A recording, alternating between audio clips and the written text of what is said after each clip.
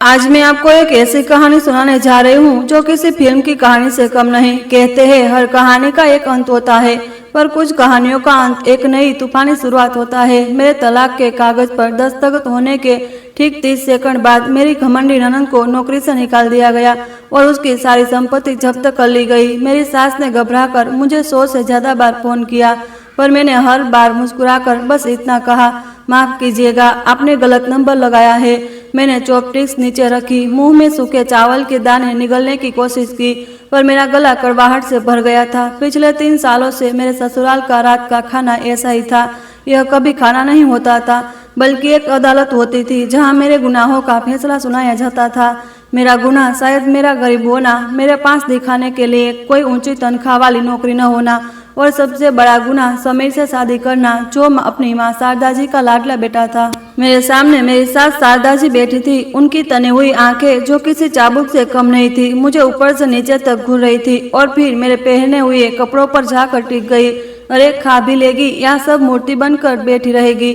शक्ल तो देखो जैसे किसी को मैयत में आई हो। यह घर के तो नसीब ही फूटे थे जो तुझे जैसी मनहूस को बहू बना कर ले आए। न खाने का ढंग, न काम करने का सलीका, बस मेरे बेटे की जिंदगी बर्बाद करने आई है। उनकी जहरीली आवाज खाने की मेज पर छाई खामोशी में गूंज उठी और बाकी तीनों लोगों ने अपनी थालियों से नजरें उठा ली। रिया, मेरी प्यारी ननद, अपने होठों पर एक जानी पहचानी व्यंग्यात्मक मुस्कान लिए मुझे देख रही थी। पिछले 3 सालों में मैं इस मुस्कान की आदी हो चुकी थी। उसे हाल ही में एक बड़ी मीडिया कंपनी में मार्केटिंग मैनेजर के पद पर प्रमोशन मिला था। उसकी महीने की 2.5 लाख की तनख्वाह इस घर की शांति और मेरे आत्मसम्मान को कुचलने के लिए उसका सबसे धारदार हथियार भी। माँ, आप भी क्या कह रही है? भाभी को बुरा लग जाएगा। बेचारी के पास अच्छे कपड़े खरीदने के पैसे कहाँ है? 20,000 की मामूली नौकरी में गुजारा करती है। अगर भैया का सहारा होता तो सड़क पर आ जाती। खैर भाभी, आप अपनी किस्मत को कोसना छोड़िए। गरीब घर की बहू की यही नियति होती है। रिया का हर शब्द मेरे पहले से ही तार तार हो चुके थे, स्वाभिमान पर सुई की तरह चुभ रहा था। मैंने अपना चेहरा थाली में झुका लिया। मेज के नीचे मेरे हाथ इतनी जोर से भिजे हुए थे कि उंगलियों के पोर सफेद पड़ गए थे। समीर, मेरा पति, वह आदमी जिसके साथ मैंने 3 साल बिताए थे, उसने बस धीरे से खांसा और अपनी माँ की थाली में एक टुकड़ा सब्जी रख दिया। माँ, आप खाइए, ठंडा हो रहा है। रिया, तुम भी खाओ, आजकल काम की वजह से बहुत थक जाती हो, थोड़ा ज्यादा खाया करो। उसने मेरे अस्तित्व को पूरी तरह से नजरअंदाज कर दिया, उन अपमानजनक शब्दों को अनसुना कर दिया जो मुझे सहने पड़ रहे थे। उसके लिए अपनी माँ और बहन से मेरा अपमानित होना शायद उतना ही सामान्य था जितना रोज सांस लेना। मुझे वह दिन याद आया जब मैं पहली बार उसके परिवार से मिलने आई थी। उस समय मैंने अपनी असली पहचान छिपाई थी। मैंने बस इतना बताया था कि मैं एक साधारण ऑफिस कर्मचारी हूँ और मेरे माता पिता बचपन में ही गुजर गए थे। मैं कितनी भोली थी। मुझे लगा कि समीर का सच्चा प्यार हर मुश्किल को पार कर लेना, कि वह मुझसे प्यार करता है, मेरे पैसे या रुतबे से नहीं। लेकिन मैं गलत थी। उसका प्यार उसके परिवार के पैसे और हैसियत को लेकर बड़े बने पूर्वाग्रह को सामने बहुत छोटा, बहुत कमजोर साबित हुआ। वे मुझे नीची नजरों से देखते थे क्योंकि मेरे पास कोई खानदानी पृष्ठभूमि नहीं थी। उनके बराबर खर्चीला होने के लिए पैसा नहीं था। एक साधारण मध्यम वर्गीय परिवार जो खुद को समाज का ऊंचा तबका समझता था। मैंने सब कुछ सहा। मैंने एक अच्छी पत्नी, एक आदर्श बहू बनने की पूरी कोशिश की। घर का हर काम पूरी लगन से किया, इस उम्मीद में कि एक दिन वे मुझे एक अलग नजरिए से देखेंगे। लेकिन सब व्यर्थ था। मेरे धैर्य ने उन्हें और भी ज्यादा हावी होने का मौका दिया। उन्होंने मेरी चुप्पी को मेरी कमजोरी समझा, मेरे सब्र को मेरी कायरता। मैंने एक गहरी सांस ली, अपने सीने में उठ रहे तूफान को दबाने की कोशिश की। बस थोड़ी और देर थी। तो जब 3 साल सह ली तो क्या यह आखिरी कुछ दिन नहीं सह सकती? जिस योजना की तैयारी में बहुत पहले से चुपचाप कर रही थी, जब उसे शुरू करने के लिए बस सही समय का इंतजार था। खाना भारी खामोशी में खत्म हुआ।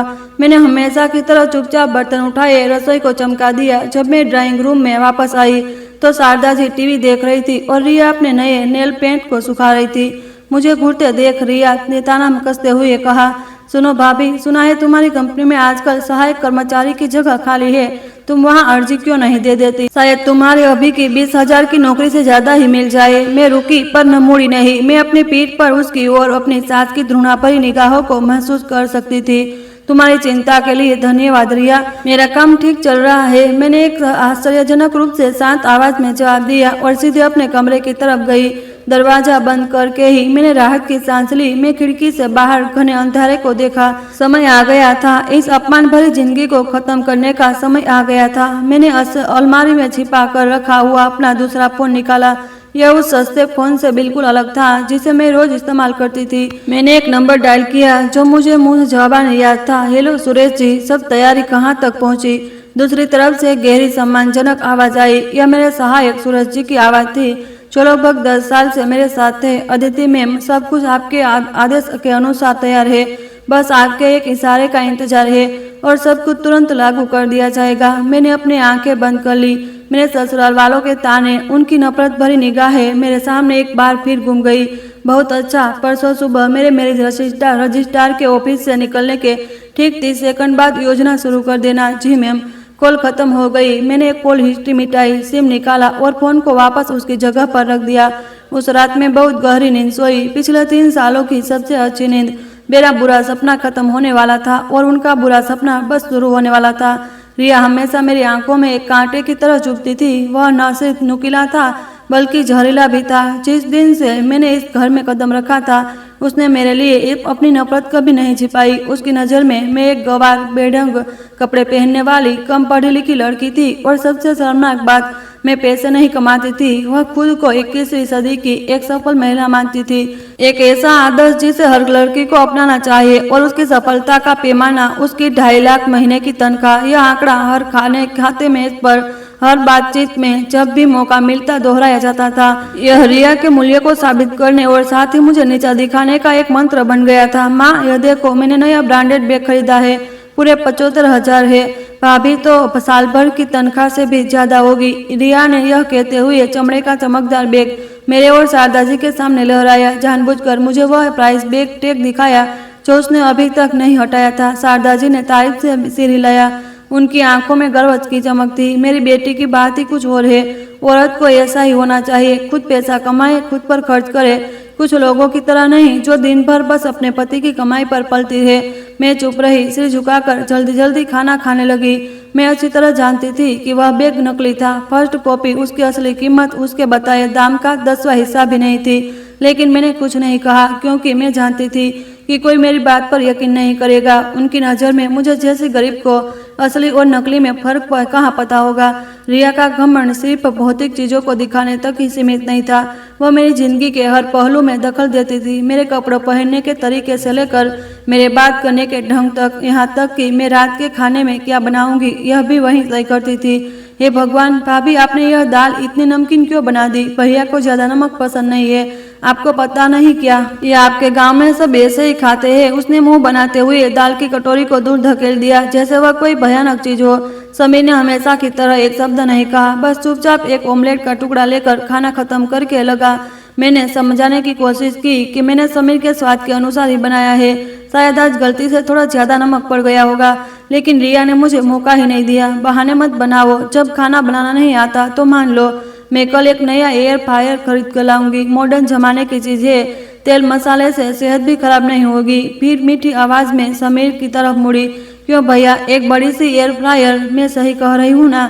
सेहत पर तो खर्च करना ही चाहिए। समीर ने हामी में सिर हिलाया। हाँ, तुम ठीक कह रही हो, तुम ही खरीद लो, पैसे की चिंता मत करना, मैं दे दूंगा। मुझे लगा जैसे किसी ने मेरा दिल मुट्ठी में भींच लिया हो। मैं उसकी पत्नी थी, लेकिन इस घर में मेरी आवाज का कोई वर्चस्व नहीं था। हर फैसला उसकी माँ और बहन ही लेती थी। अपमान की पराकाष्ठा समीर के दादाजी की बरसी के दिन हुई। उस दिन घर में बहुत से रिश्तेदार आए थे। मुझे सुबह 4 बजे उठकर पकवानों की तैयारी करनी पड़ी थी। मैं अकेली रसोई में खटखट कर चुकी थी। जब सब कुछ तैयार हो गया तो मैं बस जल्दी से एक ठीक ठाक साड़ी पहनकर मेहमानों से मिलने बाहर आई। रिया ने एक महंगी डिजाइनर ड्रेस पहनी हुई थी।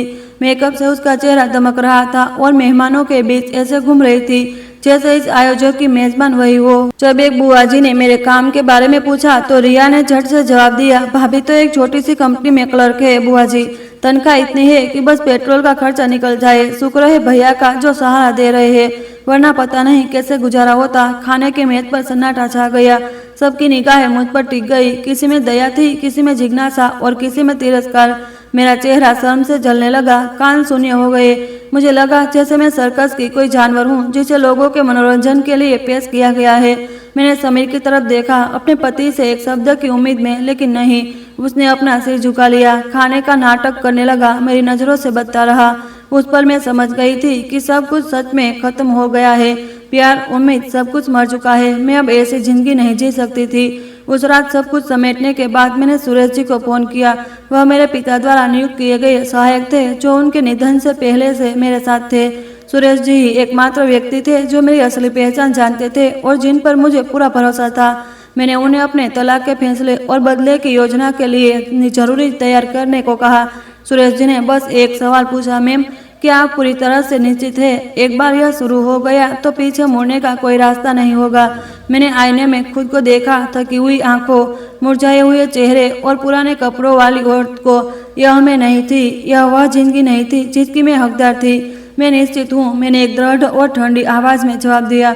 उन्होंने मेरी जवानी के 3 साल छीन लिए हैं। अब समय आ गया है कि वे इसे सूद समेत वापस करे। हाँ रिया, मेरी घमंडी ननद, उसे अपनी कंपनी पर, अपने मैनेजर की पोस्ट पर, अपनी 2.5 लाख की तनख्वाह पर बहुत गर्व था, लेकिन वह यह नहीं जानती थी कि जिस कंपनी में वह काम करती थी वह वास्तव में विक्रम एंटरप्राइजेज की एक छोटी सी सहायक कंपनी थी। वही विक्रम एंटरप्राइजेज जिसमें मेरे पास 51% हिस्सेदारी थी। कंपनी के सभी वरिष्ठ कर्मचारियों की किस्मत, जिसमें उसकी मैनेजर की पोस्ट भी शामिल थी, मेरे हाथों में थी। मेरे एक इशारे पर उसका वह करियर, जिस पर उसे इतना गुमान था, पल भर में धुएं में मिल जाने वाला था। और वह दिन जब अब ज्यादा दूर नहीं था। समीर कभी मेरा आसमान हुआ करता था। मैंने उसे अपनी जवानी के एक शुद्ध और प्रबल प्रेम से चाहा था, एक ऐसा प्यार जिसमें पैसे या हैसियत की कोई जगह नहीं थी। मैं उसे एक चैरिटी इवेंट के दौरान एक गांव में मिली थी। वह एक सीधा साधा सच्चा सिविल इंजीनियर था, जिसकी मुस्कान सर्दियों की धूप की तरह गर्म थी। वह नहीं जानता था कि मैं कौन हूँ और मैंने भी उसे नहीं बताया। मैं बस किसी भी आम लड़की की तरह प्यार करना चाहती थी। हमारा प्यार का दौर बहुत खूबसूरत था।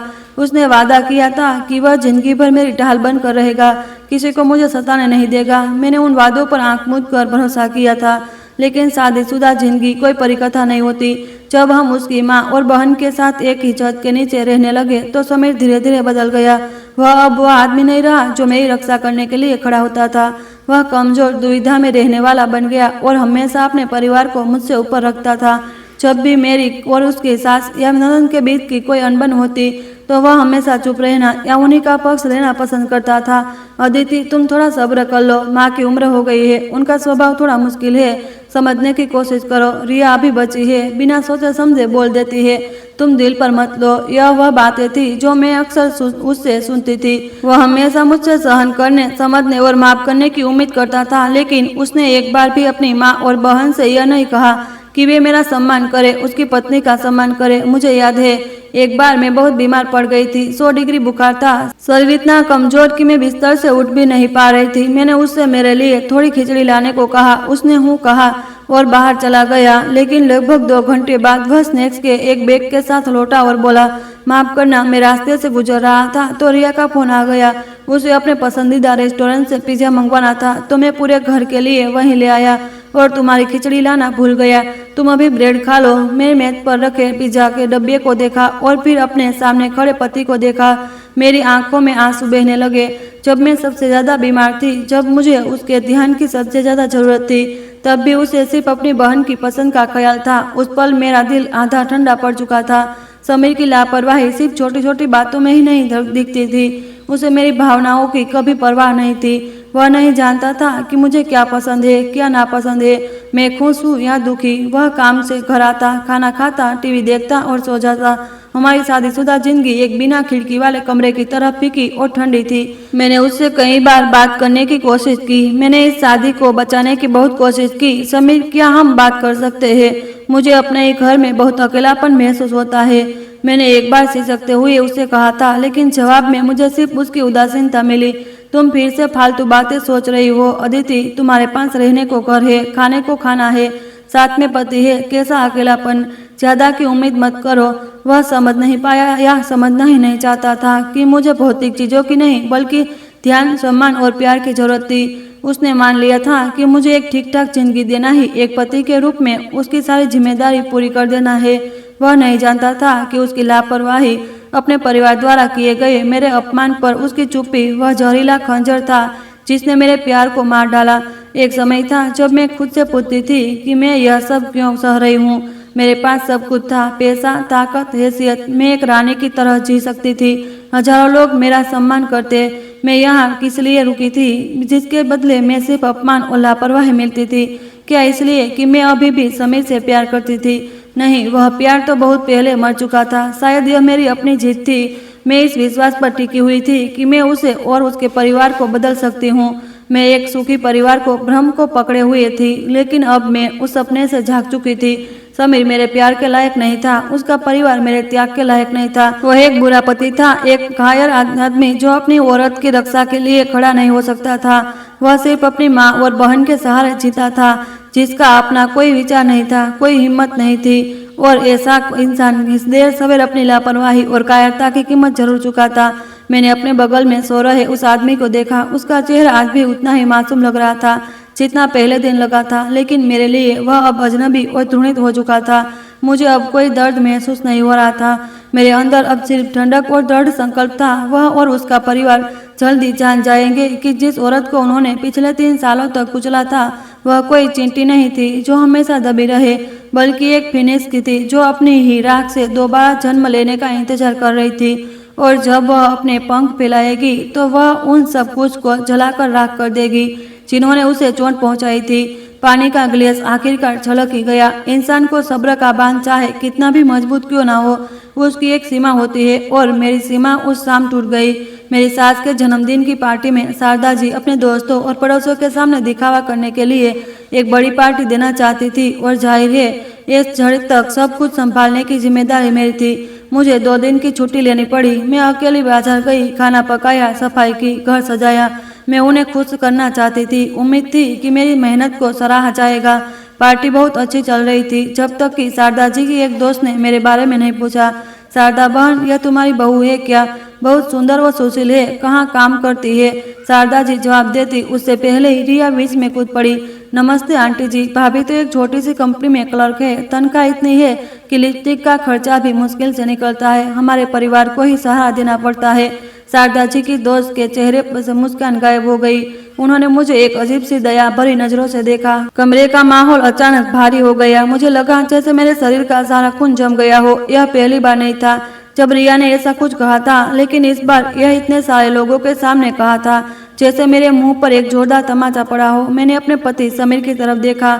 वह कुछ ही दूरी पर अपने दोस्तों के साथ बात कर रहा था। उसने जरूर सुना होगा कि रिया ने क्या कहा, लेकिन उसने क्या किया? कुछ नहीं। उसने बस एक नज़र मुझ पर डाली और फिर मुंह फेर लिया। ऐसे नाटक करने लगा जैसे कुछ हुआ ही ना हो। मैंने तो उसके होंठों पर एक हल्की सी मुस्कान भी देखी। वह मुस्कान आखिरी खंजर की तरह थी जो मेरे पहले से ही लूलुहान दिल में उतर गई। उसने सब कुछ खत्म कर दिया। पति पत्नी के बीच बची कुछ इज्जत, बदलाव की एक धुंधली सी उम्मीद और मेरे पुराने व्यक्तित्व को मैंने बिना कुछ कहे चुपचाप रसोई में चली गई। मैंने अपना एप्रन उतारा और उसे एक कोने में फेंक दिया। मैं अब एक सुशील बहू, एक कमजोर पत्नी का नाटक नहीं करना चाहती थी। मैं बहुत थक चुकी थी। मैं ऊपर कमरे में गई और एक छोटे से बैग में अपने कुछ कपड़े भरे। मैंने इस घर की कोई भी चीज अपने साथ नहीं ली, यहाँ तक कि अपनी उंगली में पहनी शादी की अंगूठी भी नहीं। मैंने उसे उतारा और ड्रेसिंग टेबल पर रख दिया, मानो पिछले 3 साल सिर्फ एक सपना थे, एक बुरा सपना। जब मैं नीचे आई, पार्टी अभी भी चल रही थी। किसी ने मेरी गैर मौजूदगी पर ध्यान नहीं दिया। मैं सीधे दरवाजे की तरफ बढ़ी, एक बार भी पीछे मुड़कर नहीं देखा। मैंने एक टैक्सी ली और शहर के सबसे आलीशान होटल में चली गई। यह होटल भी मेरी ही संपत्तियों में से एक था। मैं प्रेसिडेंशियल स्वीट में दाखिल हुई, जहाँ से रात में पूरा शहर दिखाई देता था।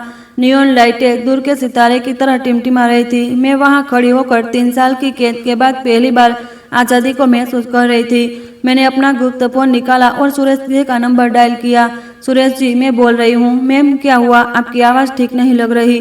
सुरेश जी ने चिंता से पूछा। मैं ठीक हूँ, मैं बहुत ठीक हूँ, मैंने एक ठंडी आवाज़ में कहा। मैंने फैसला कर लिया है, मैं तलाक चाहती हूँ, तुरंत। दूसरी तरफ कुछ देर खामोशी रही। सुरेश जी अच्छी तरह जानते थे कि मैंने क्या क्या सहा है। उन्होंने मुझे रोकने की कोशिश नहीं की। उन्होंने सिर्फ पूछा, मैम, आप मुझसे क्या करवाना चाहती है? मैं चाहती हूँ कि आप तलाक के कागजात तैयार करें, कल सुबह उन्हें समीर के पास भेज दें। उससे कहना अगर वह दस्तखत कर देता है तो सब कुछ शांति से खत्म हो जाएगा, और अगर नहीं करता तो उसे और उसके परिवार को पछताना पड़ेगा। जी मैम, एक और बात, मैंने रात के शहर को देखते हुए कहा। मेरी आंखें बर्फ की तरह ठंडी थी। योजना शुरू कर दो, सबको, किसी को भी नहीं छोड़ना। मैम, क्या आप वाकई? हाँ, मैं निश्चित हूँ। मैंने उसकी बात बीच में ही काट दी। उन्होंने जो बोया है वही काटेंगे। यह एक ऐसा सबक है जिसके वे हकदार है। मैं समझ गया मैम, मैं तुरंत कार्यवाही करता हूँ। कॉल खत्म हो गई। मैंने फोन बिस्तर पर फेंका और नरम सोफे पर लेट गई। मैं रोई नहीं, मेरे आंसू बहुत पहले ही सूख चुके थे। मेरे अंदर अब सिर्फ एक ही भावना थी, संतुष्टि। मैं समीर का चेहरा सोच रही थी जब उसे तलाक के कागज मिलेंगे। मैं शारदा जी की घबराहट, रिया के आश्चर्य की कल्पना कर रही थी। उन्होंने कभी सोचा भी नहीं होगा कि जिस बहू, जिस भाभी को वे हमेशा नीचा दिखाते थे, वह एक दिन ऐसा कदम उठा सकती है। उन्होंने कभी नहीं सोचा होगा कि उनकी किस्मत, उनका करियर, सब कुछ मेरे हाथों में है। खेल शुरू हो चुका था और इस बार बाजी मेरे हाथ में थी। सुबह ठीक 7 बजे दरवाजे की घंटी जोर जोर से बजने लगी, जिससे घर की शांति भंग हो गई। शारदा जी जो ड्राइंग रूम में सुबह की कसरत कर रही थी, गुस्से में दरवाजा खोलने गई। सामने काले सूट में एक दुबला पतला व्यक्ति खड़ा था, जिसके हाथ में एक फाइल थी। माफ कीजिएगा, क्या आप श्रीमती शारदा है? श्री समीर की माँ, उस व्यक्ति ने बिना किसी भाव के पूछा। हाँ, मैं ही हूँ। क्या काम है? शारदा जी ने त्योरी चढ़ाकर जवाब दिया। मैं अदिति जी का वकील हूँ। मैं यहाँ समीर जी को कुछ कागजात देने आया हूँ। वकील ने फाइल की तरफ इशारा करते हुए कहा। शारदा जी ने सांस ली और पहले ही पन्ने पर मोटे अक्षरों में छपे तलाक के कागज शब्द देखकर वह सुन रह गई। क्या तलाक? उस कुलक्षणी की इतनी हिम्मत! वह हकलाने लगी। स्वर सुनकर समीर और रिया भी बाहर आ गए। कागज देखकर दोनों ही हैरान रह गए। यह पागल हो गई है क्या? अचानक तलाक क्यों मांग रही है? रिया चिल्लाई। समीर चुप था। उसका चेहरा पीला पड़ गया था। उसे उम्मीद नहीं थी कि मैं इतनी जल्दी और इतना कठोर कदम उठाऊंगी। पिछली रात मैंने जाने के बाद उससे मुझे कुछ फोन किए थे, लेकिन मैंने नहीं उठाए। उसे लगा कि मैं बस नाराज हूँ। कुछ दिनों में हमेशा की तरह खुद ही वापस आ जाऊंगी। उसे यह अंदाजा नहीं था कि इस बार मैंने सच में जाने का फैसला कर लिया था। मेरे वकील ने कहा है, अगर समीर जी कागजों पर दस्तखत कर देते हैं तो अदिति जी किसी भी संपत्ति की मांग नहीं करेंगी। इसे दोनों के लिए एक मुक्ति समझे, वकील ने आगे कहा। और अगर आप दस्तखत नहीं करते? वकील ने अपनी बात अधूरी छोड़ दी, लेकिन उसकी तनी नजरों ने सब कुछ कह दिया। शारदा जी अचानक जोर से हंस पड़ी, एक विजय भरी हंसी। बहुत अच्छा, बहुत खूब। तलाक दे दो। इस घर के तो नसीब ही फूटे थे जो उस जैसी औरत को बहू बना कर लाए। आजाद हो जाए तो ही अच्छा है। समीर दस्तखत कर दे बेटा, अभी कर। रिया भी साथ में बोल पड़ी। हाँ भैया, कर दो साइन। उस मुसीबत से पीछा छुड़ाओ और अपनी जिंदगी नए सिरे से शुरू करो। आप एक बेहतर, अमीर, ज्यादा खूबसूरत पत्नी के लायक हो, न कि उस और गरीब गंवार जैसी औरत के। समीर अभी भी हिचकिचा रहा था। आखिरकार मैं 3 साल तक उसकी पत्नी थी। वह लापरवाह हो सकता था, कमजोर हो सकता था, लेकिन उसके दिल में कहीं न कहीं मेरे लिए थोड़ी बहुत भावनाएं बची थी। लेकिन अपनी माँ और बहन के दबाव के आगे उसकी वह हिचकिचाहट जल्दी ही गायब हो गई। ठीक है, मैं दस्तखत कर दूंगा, उसने एक भारी आवाज में कहा। उसने पेन उठाया और बिना सोचे समझे कागज पर अपना नाम लिख दिया। वकील ने कागज वापस लिया, एक बार फिर जांच की और सिर हिलाया। आपके सहयोग के लिए धन्यवाद। आज सुबह 9 बजे प्रक्रिया पूरी करने के लिए फैमिली कोर्ट में आपसे मुलाकात होगी। यह कहकर वकील मुड़ा और चला गया। समीर और उसके परिवार को मिली जुली भावनाओं के साथ छोड़ गया, लेकिन विजय और खुशी की भावना ने जल्दी बाकी सब पर काबू पा लिया। वाह, आखिरकार हमारे घर से वह डायन चली ही गई। शारदा जी ने खुशी से कहा। आज रात तो जश्न मनाना पड़ेगा, बहुत बड़ा जश्न। हाँ माँ, जश्न तो बनता है। रिया भी खुश थी। मैं शहर के सबसे शानदार रेस्टोरेंट में टेबल बुक करती हूँ। आज की पार्टी मेरी तरफ से। भैया के इस संकट में मुक्त होने की खुशी में। सिर्फ समीर ने कुछ नहीं कहा। वह सोफे पर धम से बैठ गया और शून्य में घूरने लगा। उसे कुछ खोने का, कुछ खालीपन का एहसास हो रहा था, लेकिन उसने जल्दी उस भावना को झटक दिया। हाँ, तलाक लेना ही सही है। वह आजाद हो जाएगा। उसे अब मेरे ताने नहीं सुनने पड़ेंगे। वह एक नई पत्नी ढूंढेगा, एक ऐसी पत्नी जिससे उसकी माँ और बहन खुश हो। उस सुबह समीर का पूरा परिवार बहुत अच्छे कपड़े पहनकर तैयार हुआ, जैसे वे किसी बड़े समारोह में जा रहे हो। शारदा जी और रिया ने तो जानबूझकर गहरा मेकअप किया और सबसे शानदार कपड़े पहने। वे मुझे दिखाना चाहते थे कि मेरे बिना वे बहुत अच्छी तरह से जी रहे हैं, बल्कि पहले से भी बेहतर। जब मैं फैमिली कोर्ट में पहुंची तो वे पहले से ही वहां इंतजार कर रहे थे। मुझे देखकर रिया ने अपना आखिरी ताना कसने का मौका नहीं छोड़ा। ओह पुरानी भाभी, आज तो बहुत मुरझाई हुई लग रही हो, बहुत दुखी हो, है ना? कोई बात नहीं, दुखी मत हो। तलाक एक नई और बेहतर जिंदगी की शुरुआत के लिए होता है। उम्मीद है तुम्हें जल्दी कोई दूसरा आदमी मिल जाएगा जिसमें तुम्हें अपनाने की हिम्मत हो। मैंने कुछ नहीं कहा, बस एक रहस्यमयी मुस्कान दी। मेरी मुस्कान ने रिया को थोड़ा असहज कर दिया, लेकिन उसने ज्यादा नहीं सोचा। मुझे लगा कि मैं बस मजबूत दिखने का नाटक कर रही हूँ। प्रक्रिया बहुत जल्दी पूरी हो गई तो शारदा जी और रिया अपनी खुशी नहीं छिपा सकी। वे एक दूसरे के गले लगकर हंसने बोलने लगी। समीर चुप था, उसकी आंखें एक जटिल भाव से मुझे देख रही थी। मैंने उसकी तरफ नहीं देखा। मैंने बस आखिरी बार कहा, अलविदा और तुम्हें सफलता मिले। फिर मैं मुड़ी और चल दी, बिना किसी हिचकिचाहट, बिना किसी पछतावे के। मैं जानती थी कि जब मैं इस दरवाजे से बाहर निकलूंगी तो मेरी जिंदगी का एक नया अध्याय शुरू होगा, एक शानदार और गौरवशाली अध्याय। और वे, मेरे पूर्व पति का परिवार, अपनी जिंदगी के सबसे भयानक तूफान का सामना करने वाले थे। और उस तूफान का नाम था अदिति। गहरे भूरे रंग की लकड़ी की मेज के पीछे बैठा अधिकारी चेहरे पर बिना किसी भाव के मुझे और समीर को एक एक पेन पकड़ा रहा था। आप दोनों एक बार अर्जी पढ़ ले, अगर कुछ बदलना नहीं है तो यहाँ दस्तखत कर दे। उसकी आवाज एक मशीन की तरह सपाट थी। शायद वह रोज ऐसी दर्जनों जुदाइयां देखता था कि उसकी सारी भावनाएं मर चुकी थी। मैंने पेन पकड़ा, धातु की ठंडक मेरी उंगलियों में महसूस हुई। मैंने अर्जी दोबारा नहीं पढ़ी। उसकी हर बात मुझे याद थी, हर शब्द मैंने खुद अपने वकील के साथ मिलकर तैयार किया था। यह सरल और स्पष्ट था, आपसी सहमति से तलाक, संपत्ति का कोई विवाद नहीं, गुजारा भत्ते की कोई मांग नहीं, एक पूरी तरह से मुक्ति। कम से कम कागजों पर तो यही था। समीर अलग था। उसने अर्जी उठाई, उसकी आंखें तेजी से शब्दों पर दौड़ी, उसकी भौहें हल्की सी सिकुड़ गई। शायद वह कुछ ढूंढ रहा था, एक रोक, एक मांग, या एक मेरी तरफ से कोई शिकायत। शारदा जी और रिया समीर के पीछे खड़ी थी। उन्हें प्रक्रिया वाले क्षेत्रों में आने की अनुमति नहीं दी, लेकिन वो उनकी आंखें हमारे हर हरकत पर पड़ी गई थी। मैं शारदा जी की बेचैनी को उनके जूते की एड़ी के थपथपाहट से, हल्की हल्की थपथपाहट से महसूस कर रह सकती थी। रिया ने सीने पर हाथ बांध रखे थे। उसके होठ एक विजयी मुस्कान में दबे हुए थे। जल्दी कर बेटा, दस्तखत करके खत्म कर। शारदा जी की फुसफुसाहट मुझ तक पहुंच गई। समीर ने एक गहरी सांस ली और फिर एक झटके में अपना नाम लिख दिया, समीर मेहरा। 3 परिचित शब्द जो मैंने कभी अपनी डायरी के पन्नों में सैकड़ों बार लिखे थे, आज मेरी आंखों के सामने कितने अजनबी लग रहे थे। मेरी बारी आई। मैंने एक सेकंड भी नहीं हिचकिचाया, मेरे हाथ स्थिर थे। मैंने उसके नाम के ठीक नीचे अपना नाम लिख दिया, अदिति विक्रम सिंह। मेरी लिखावट शांत और मजबूत थी, जरा भी नहीं कांपी। जब मैंने पेन नीचे रखा तो महसूस हुआ कि पिछले 3 सालों में मेरे ऊपर जो एक अदृश्य बोझ था वह पूरी तरह से हट गया है और मैं आजाद थी। मैंने सिर उठाया और समीर की नजरों से नजरें मिलाई। उसकी आंखों में आश्चर्य था, पछतावा था और थोड़ी सी असंतुष्टि भी, लेकिन अब बहुत देर हो चुकी थी। उसी के परिवार ने मुझे दूर धकेला था। जब हमने दस्तखत की हुई अर्जी अधिकारी को वापस दी तो मेरे चेहरे पर अनायास ही एक मुस्कान आ गई, एक हल्की, रहस्यमयी और थोड़ी सी डरावनी मुस्कान। वह मुस्कान बहुत तेजी से आई और चली गई, लेकिन समीर ने उसे देख लिया था। उसने भौहें सिकोड़ी, जैसे उसे कुछ गड़बड़ लगी हो, लेकिन वह समझ नहीं पाया कि मेरी मुस्कान का क्या मतलब था। उसने बस यही सोचा कि शायद मैं अपना दर्द छिपाने के लिए खुश होने का नाटक कर रही हूँ। रिया और शारदा जी की एक छोटी सी बात पर ध्यान नहीं दिया। जब अधिकारी ने अर्जी पर मामला सुलझाने की मोहर लगाई तो दोनों माँ बेटी अपनी खुशी नहीं रोक सकी। उन्होंने एक दूसरे को देखा, एक साथ हंसी। उनकी आंखें खुशी से चमक रही थी। आखिरकार वह बेकार, गंवार, आश्रित बहू उनके घर से निकल दी गई थी। जब समीर को एक बेहतर बराबरी की पत्नी ढूंढने का मौका मिलेगा, हम दोनों को तलाक के फैसले की एक एक प्रति मिली। कागज का वह पतला सा टुकड़ा जिसका वजन हजारों किलो के बराबर था, उसने आधिकारिक तौर पर मेरे और समीर के बीच पति पत्नी के रिश्ते को खत्म कर दिया। मैंने सावधानी से कागज को मोड़ा और अपने पर्स में रख लिया। मैंने समीर की तरफ नहीं देखा, न ही शारदा जी और रिया की तरफ। मैं बस मुड़ी और सीधे दरवाजे की तरफ चल दी। अदिति, समीर ने अचानक मुझे पीछे से पुकारा। मैं रुक गई पर मुड़ी नहीं। आज से अपना अच्छे से ख्याल रखना, उसने थोड़ी हिचकिचाहट के साथ कहा। मेरे होठ हल्के से मुड़े। अपना अच्छे से ख्याल रखना। पिछले 3 सालों में मैं हमेशा अपना ख्याल खुद ही रखती आई हूँ और साथ में उसके परिवार का भी। इस समय उसके शब्द कितने बनावटी और खोखले लग रहे थे। मैंने जवाब नहीं दिया। मैं चलती रही, अपने पीछे उस आदमी को छोड़कर जो कभी मेरा पति था और उसके परिवार को।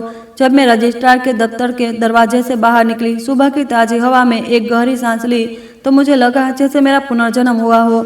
एक नई जिंदगी मेरा इंतजार कर रही थी और मैं जानती थी कि बस कुछ ही सेकंड में उस दरवाजे के पीछे रह गए लोगों की जिंदगी कभी पहले जैसी नहीं रहेगी। असली खेल तो अब शुरू हुआ था। मैं इमारत से बाहर निकली। सुबह की तेज धूप मेरी आंखों में चुभ रही थी। एक अभूतपूर्व आजादी का एहसास मेरे शरीर के हर हिस्से में फैल रहा था। 3 साल की कैद खत्म हो चुकी थी। मैं सड़क के किनारे खड़ी हो गई, टैक्सी का इंतजार करने का नाटक कर रही थी। लेकिन असल में मैं अपने घड़ी देख रही थी। सेकंड की सुई धीरे धीरे मजबूती से आगे बढ़ रही थी। 10 सेकंड, 15 सेकंड, 20 सेकंड। मैंने देखा समीर का परिवार भी मुख्य दरवाजे के बाहर आ रहा था। शारदा जी और रिया जोर जोर से हंस बोल रही थी। उनके चेहरे पर विजय का भाव साफ झलक रहा था। समीर सबसे पीछे चल रहा था। चेहरा अभी भी गंभीर था। वह इस आजादी का स्वागत कर रहा था, लेकिन अब कुछ हल्का महसूस कर रहा था। 25 सेकंड, 26 सेकंड। मैंने चुपके से अपने पर्स में अपना गुप्त फोन निकाला। स्क्रीन जली, जिस पर सुरेश जी का सिर्फ एक मैसेज था।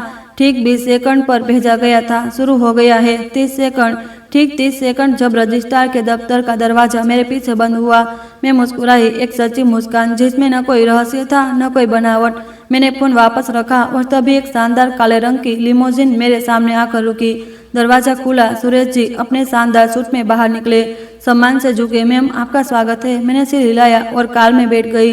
कार धीरे से उस जगह से गुजरी जहां समीर का परिवार इकट्ठा था।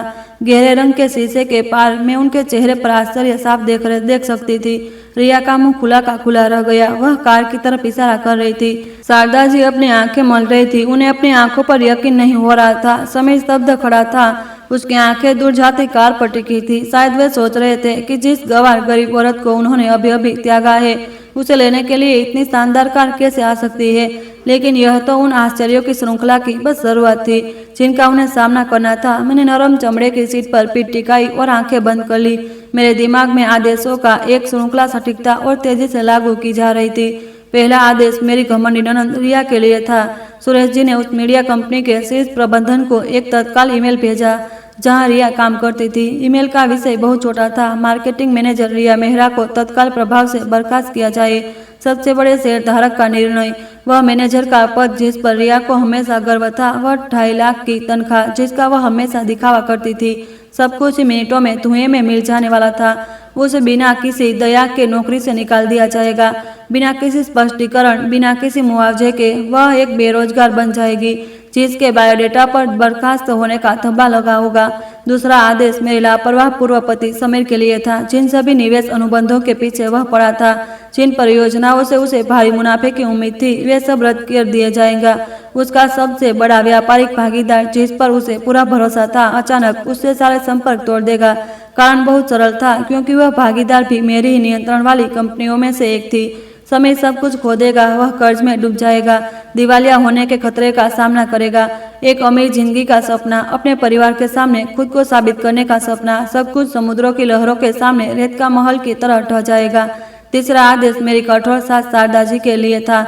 उन्हें सीधे तौर पर आर्थिक रूप से कोई नुकसान नहीं होगा, लेकिन उन्हें अपनी लाडली बेटी को नौकरी खोते और अपने होनहार बेटे को असफल होते देखना पड़ेगा।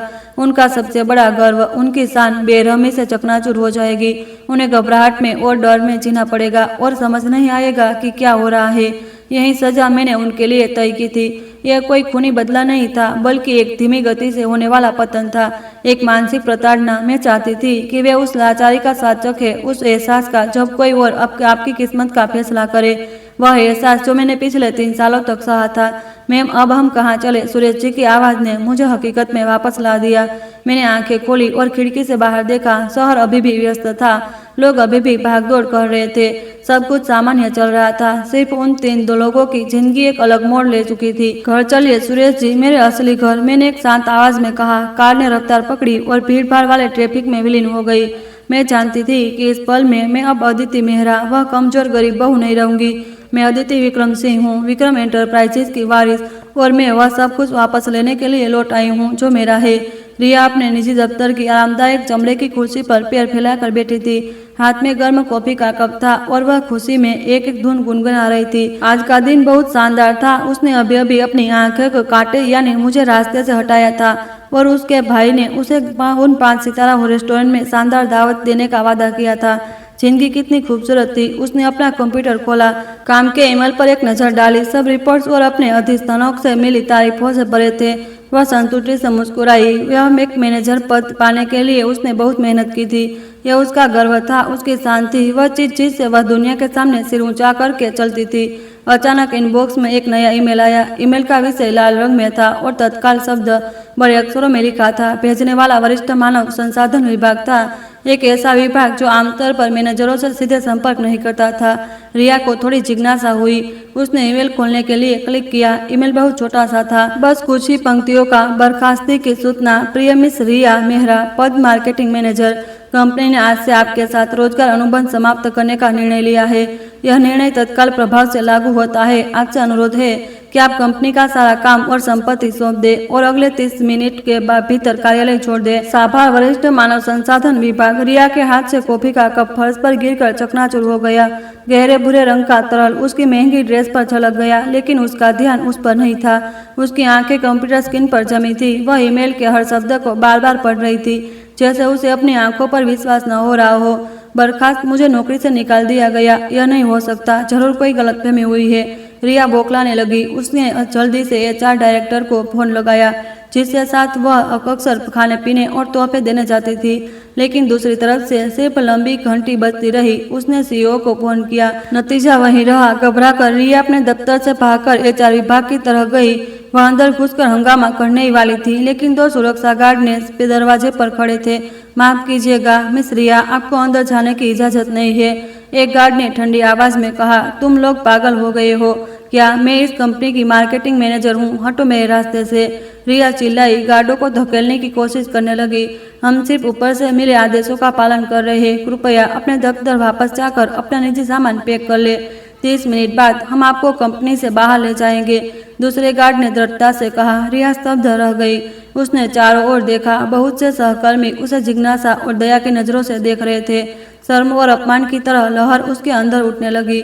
उसे समझ नहीं आ रहा था कि क्या हो रहा है। उसे इतनी अचानक और बेरहमी से क्यों निकाला जा रहा है? उसने क्या गलती की थी? मार्केटिंग विभाग की बिक्री हर महीने लक्ष्य से ज्यादा होती थी। उसके विज्ञापन अभियान बहुत सफल रहे थे। उसे निकालने का कोई कारण नहीं था। निराश होकर रिया चुपचाप अपने दफ्तर लौट आई। उसने अपने उस परिचित कमरे को देखा जिस पर उसे कभी बहुत गर्व था। अब वह अजनबी लग रहा था। उसने दराज खोला, अपना थोड़ा सा निजी सामान निकाला और उसे एक गत्ते की डिब्बे में डालने वाली। उसके हाथ कांप रहे थे, आंसू बहने लगे थे। उसका सपना, उसका करियर, सब कुछ बस कुछ ही मिनटों में ढह गया था। तभी उसका फोन बजा।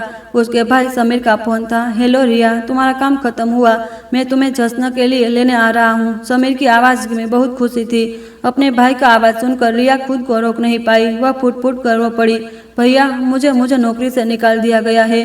क्या क्या कह रही हो? नौकरी से निकाल दिया? किसकी हिम्मत हुई तुम्हें निकालने की? समीर फोन पर चिल्लाया। मुझे नहीं पता, उन्होंने ईमेल भेजा था और कहा कि 30 मिनट में कंपनी छोड़ दो। भैया, अब मैं क्या करूं? रिया बुरी तरह रो रही थी। दूसरी तरफ समीर भी उतना ही घबराया हुआ था। उसे विश्वास नहीं हो रहा था कि उसकी प्रतिभाशाली लड़की, पूरे परिवार का गौरव, एक दिन नौकरी से निकाली जा सकती है। शांत हो जाओ, तुम शांत रहो। तुम कहाँ हो? मैं अभी आता हूँ, समीर ने जल्दी से कहा।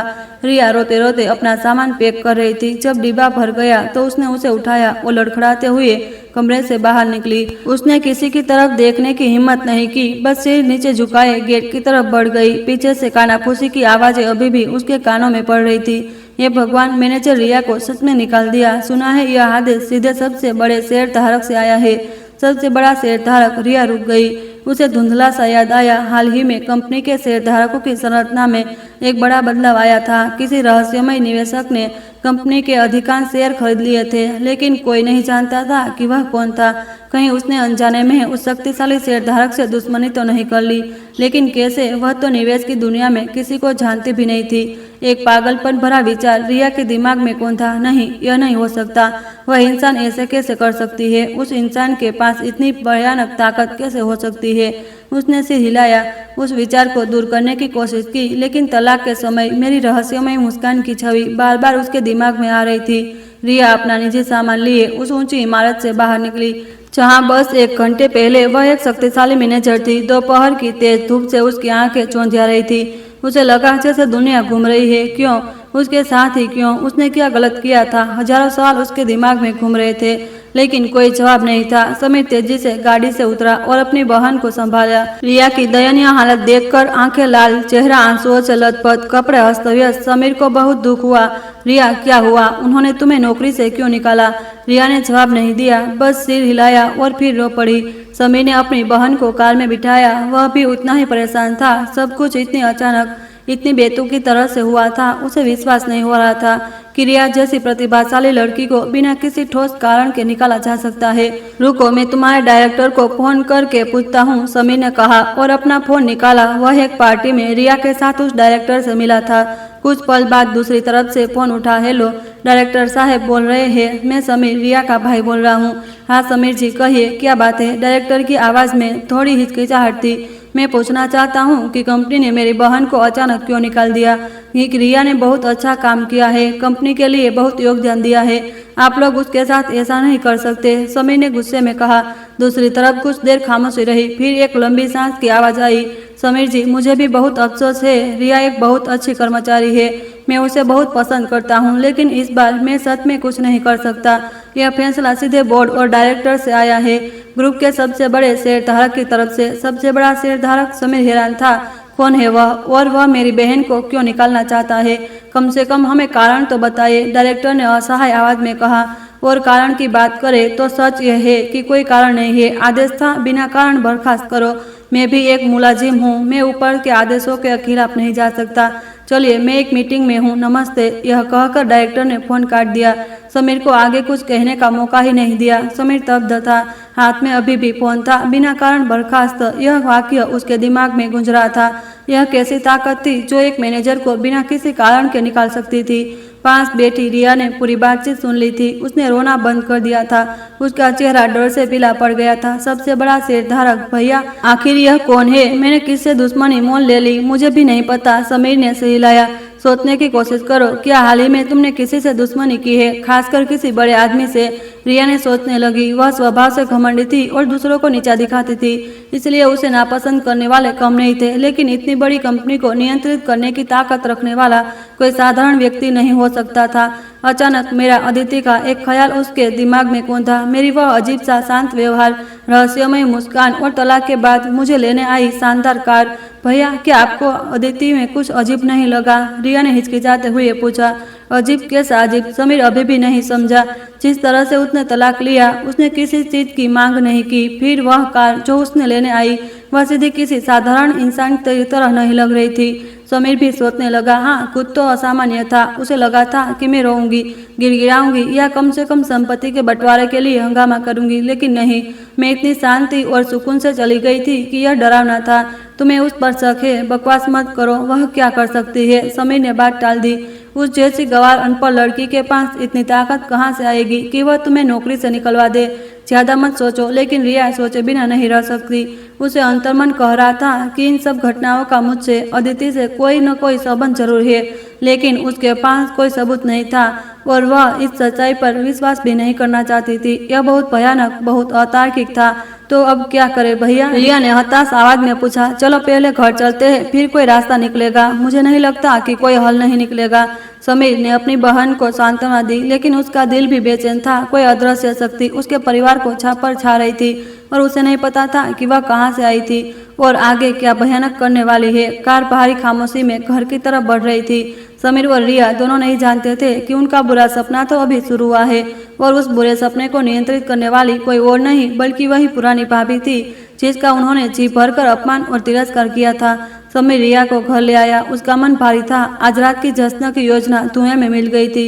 उसकी जगह एक उदास और घुटन भरे माहौल ने ले ली थी। उसने अपने बहन को देखा जो बगल में सिसक रही थी और उसके मन में एक अजीब सी झुंझुलाहट और लाचारी भर गई। उसे रिया के परिवार का गौरव होने की आदत थी, जो खानदान का नाम रोशन करती थी। आज वह गौरव ढह गया था और उसे नहीं पता था कि उसे कैसे संभाले। उसने अपनी बहन को और खुद को शांत करने की कोशिश की। चुप हो जाओ, यह नौकरी गई तो दूसरी मिल जाएगी। तुम्हारे जैसे काबिलियत वाली लड़की को तो कंपनियां हाथों हाथ लेंगी। इसे वह एक बुरा दिन समझो, लेकिन वह खुद भी जानता था कि वह सांत्वना कितनी खोखली है। बिना कारण नौकरी से निकाला जाना रिया के करियर पर एक काला धब्बा होगा। इन्हीं ख्यालों में डूबे हुए समीर का फोन बजा। स्क्रीन पर डायरेक्टर मेहरा का नाम चमक रहा था, जो उसके उस हाउसिंग प्रोजेक्ट में सबसे बड़ा भागीदार था, जिसमें उसने अपनी सारी पूंजी और उम्मीदें लगा रखी थी। समीर का दिल धक से रह गया। उसने जल्दी से ब्लूटूथ ईयरफोन लगाया और अपनी आवाज़ को यथासंभव शांत और पेशेवर बनाने की कोशिश की। हेलो मेहरा साहब, मैं सुन रहा हूँ। हेलो समीर। दूसरी तरफ से मेहरा साहब की आवाज़ सामान्य रूप से ठंडी और दूर की लग रही थी। हमेशा की तरह गर्मजोशी और अपनापन नहीं था। मैं तुम्हें एक बात बताने के लिए फ़ोन कर रहा हूँ। उस नए हाउसिंग प्रोजेक्ट के बारे में हमारी कंपनी ने अपना निवेश वापस लेने का फैसला किया है। समीर के कान सुन हो गए। उसे यह समझने में कुछ सेकंड लगे। क्या क्या निवेश वापस? लेकिन क्यों सर? सब कुछ तो बहुत अच्छा चल रहा था। हमारा अनुबंध हो चुका है। मैंने जमीन में संबंधित कार्रवाई करवाने के लिए लगभग सारा पैसा लगा दिया है। समीर की आवाज़ कांपने लगी थी।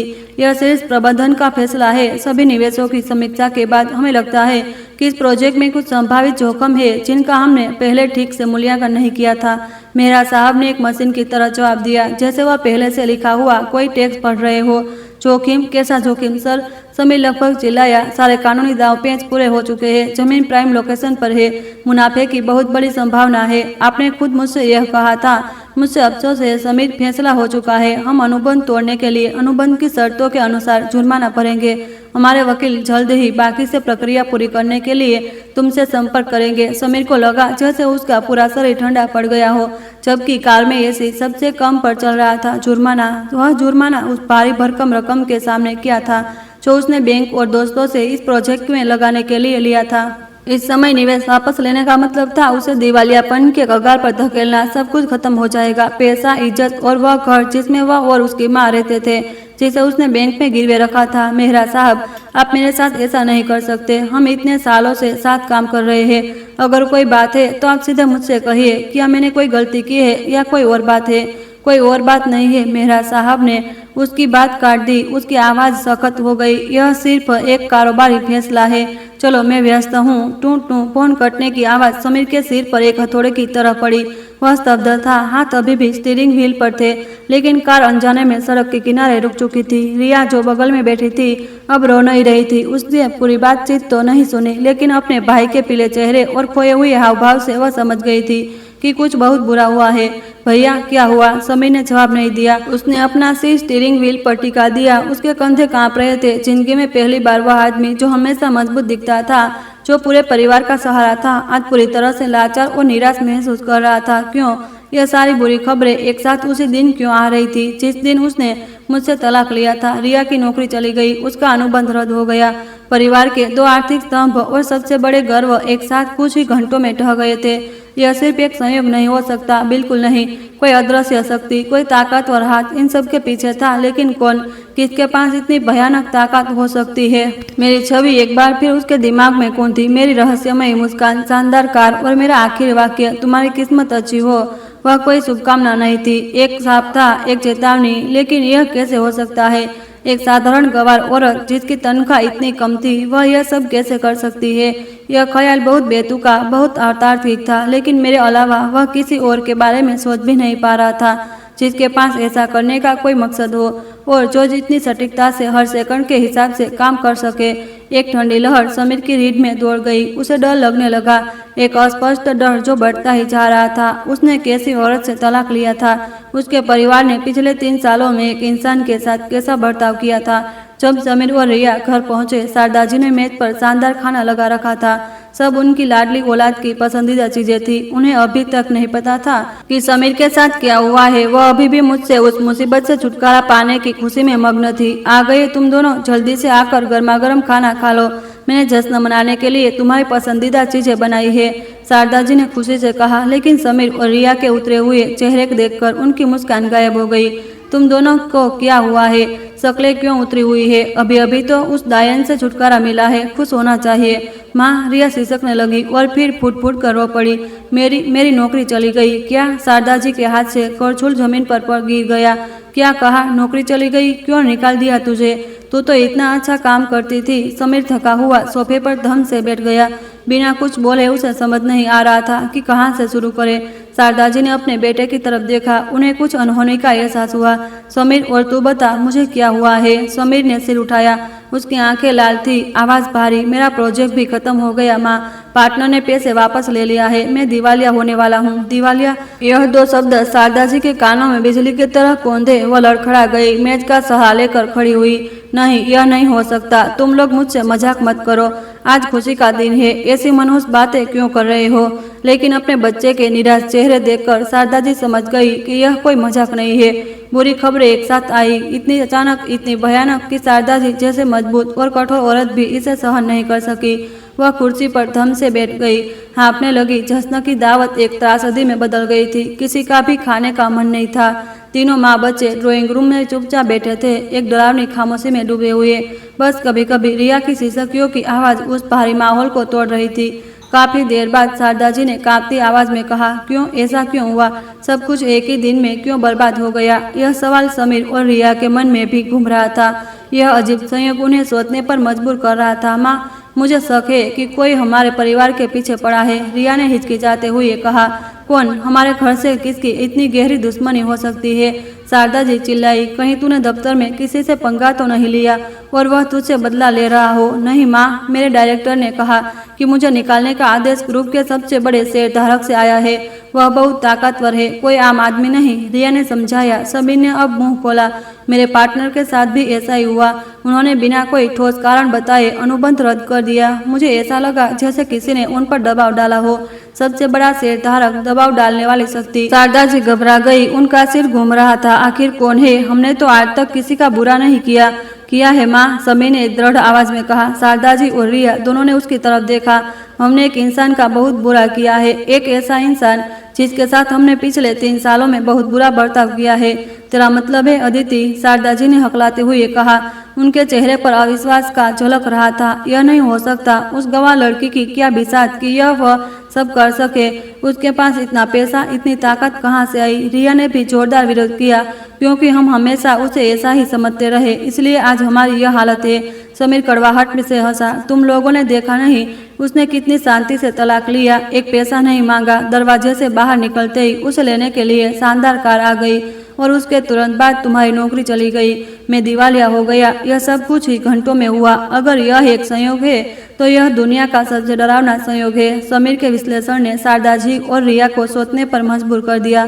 हाँ, सब कुछ बहुत अजीब था। तलाक के समय मेरी वह शांत और रहस्यमयी मुस्कान बार बार उन्हें परेशान कर रही थी। लेकिन अगर यह सच में उसी ने किया है, शारदा जी कांप रही थी, तो वह आखिरकार है कौन? उसने 3 साल तक हमारे घर में अपमान क्यों सहा? इस सवाल का जवाब किसी के पास नहीं था।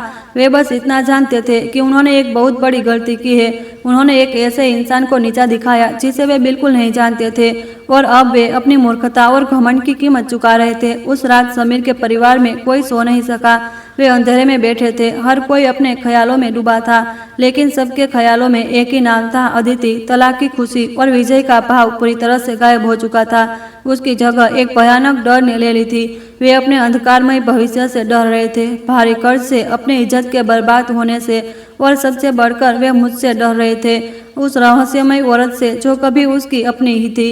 वह भयानक रात और उन बुरे दिनों की शुरुआत थी जिनका उन्हें सामना करना था। सुबह कब हुई पता ही नहीं चला। सूरज की पहली किरण दरवाजे की दरार से छनकर अंदर आ रही थी। उस बिखरे हुए ड्राइंग रूम को रोशन कर रही थी, जहां बियर की खाली बोतलें और सिगरेट के टुकड़े पड़े थे। पिछली रात तनावपूर्ण खामोशी के बाद समीर ने बहुत शराब पी थी। वह शराब के नशे में इस कड़वी हकीकत को भुलाना चाहता था, लेकिन जितना पीता उतना ही होश में आता, उतना ही दुखी होता। शारदा जी एक बेचैन रात के बाद जागी, जिसमें बुरे सपने आते रहे। उनका सिर हथौड़े की तरह दुख रहा था, आंखें सूजी हुई थी। ड्राइंग रूम का बिखरा हुआ नजारा देखकर बेटा मेज पर सिर रखे सो रहा था, बेटी सोफे पर खाली आंखों से बैठी थी। उनका दिल टूट गया। उनका गर्व, उनके 2 होनहार बच्चे सिर्फ एक रात में इतने दयनीय कैसे हो गए। वह लड़खड़ाते हुए बाथरूम में गई। आईने में देखा, आईने में दिख रहा बूढ़ा थका हुआ चेहरा देखकर वह खुद भी चौंक गई। उनकी वह शान, वह रुतबा गायब हो चुका था। उसकी जगह थकावट और घबराहट ने ले ली थी। उन्होंने मुंह पर ठंडे पानी की छींटे मारे खुद को जगाने की कोशिश की। नहीं, वही समय टूट नहीं सकती। उन्हें कारण ढूंढना होगा, इस स्थिति को सुधारने का कोई तरीका निकालना होगा। ड्राइंग रूम में वापस आकर उन्होंने समीर और रिया को देखा।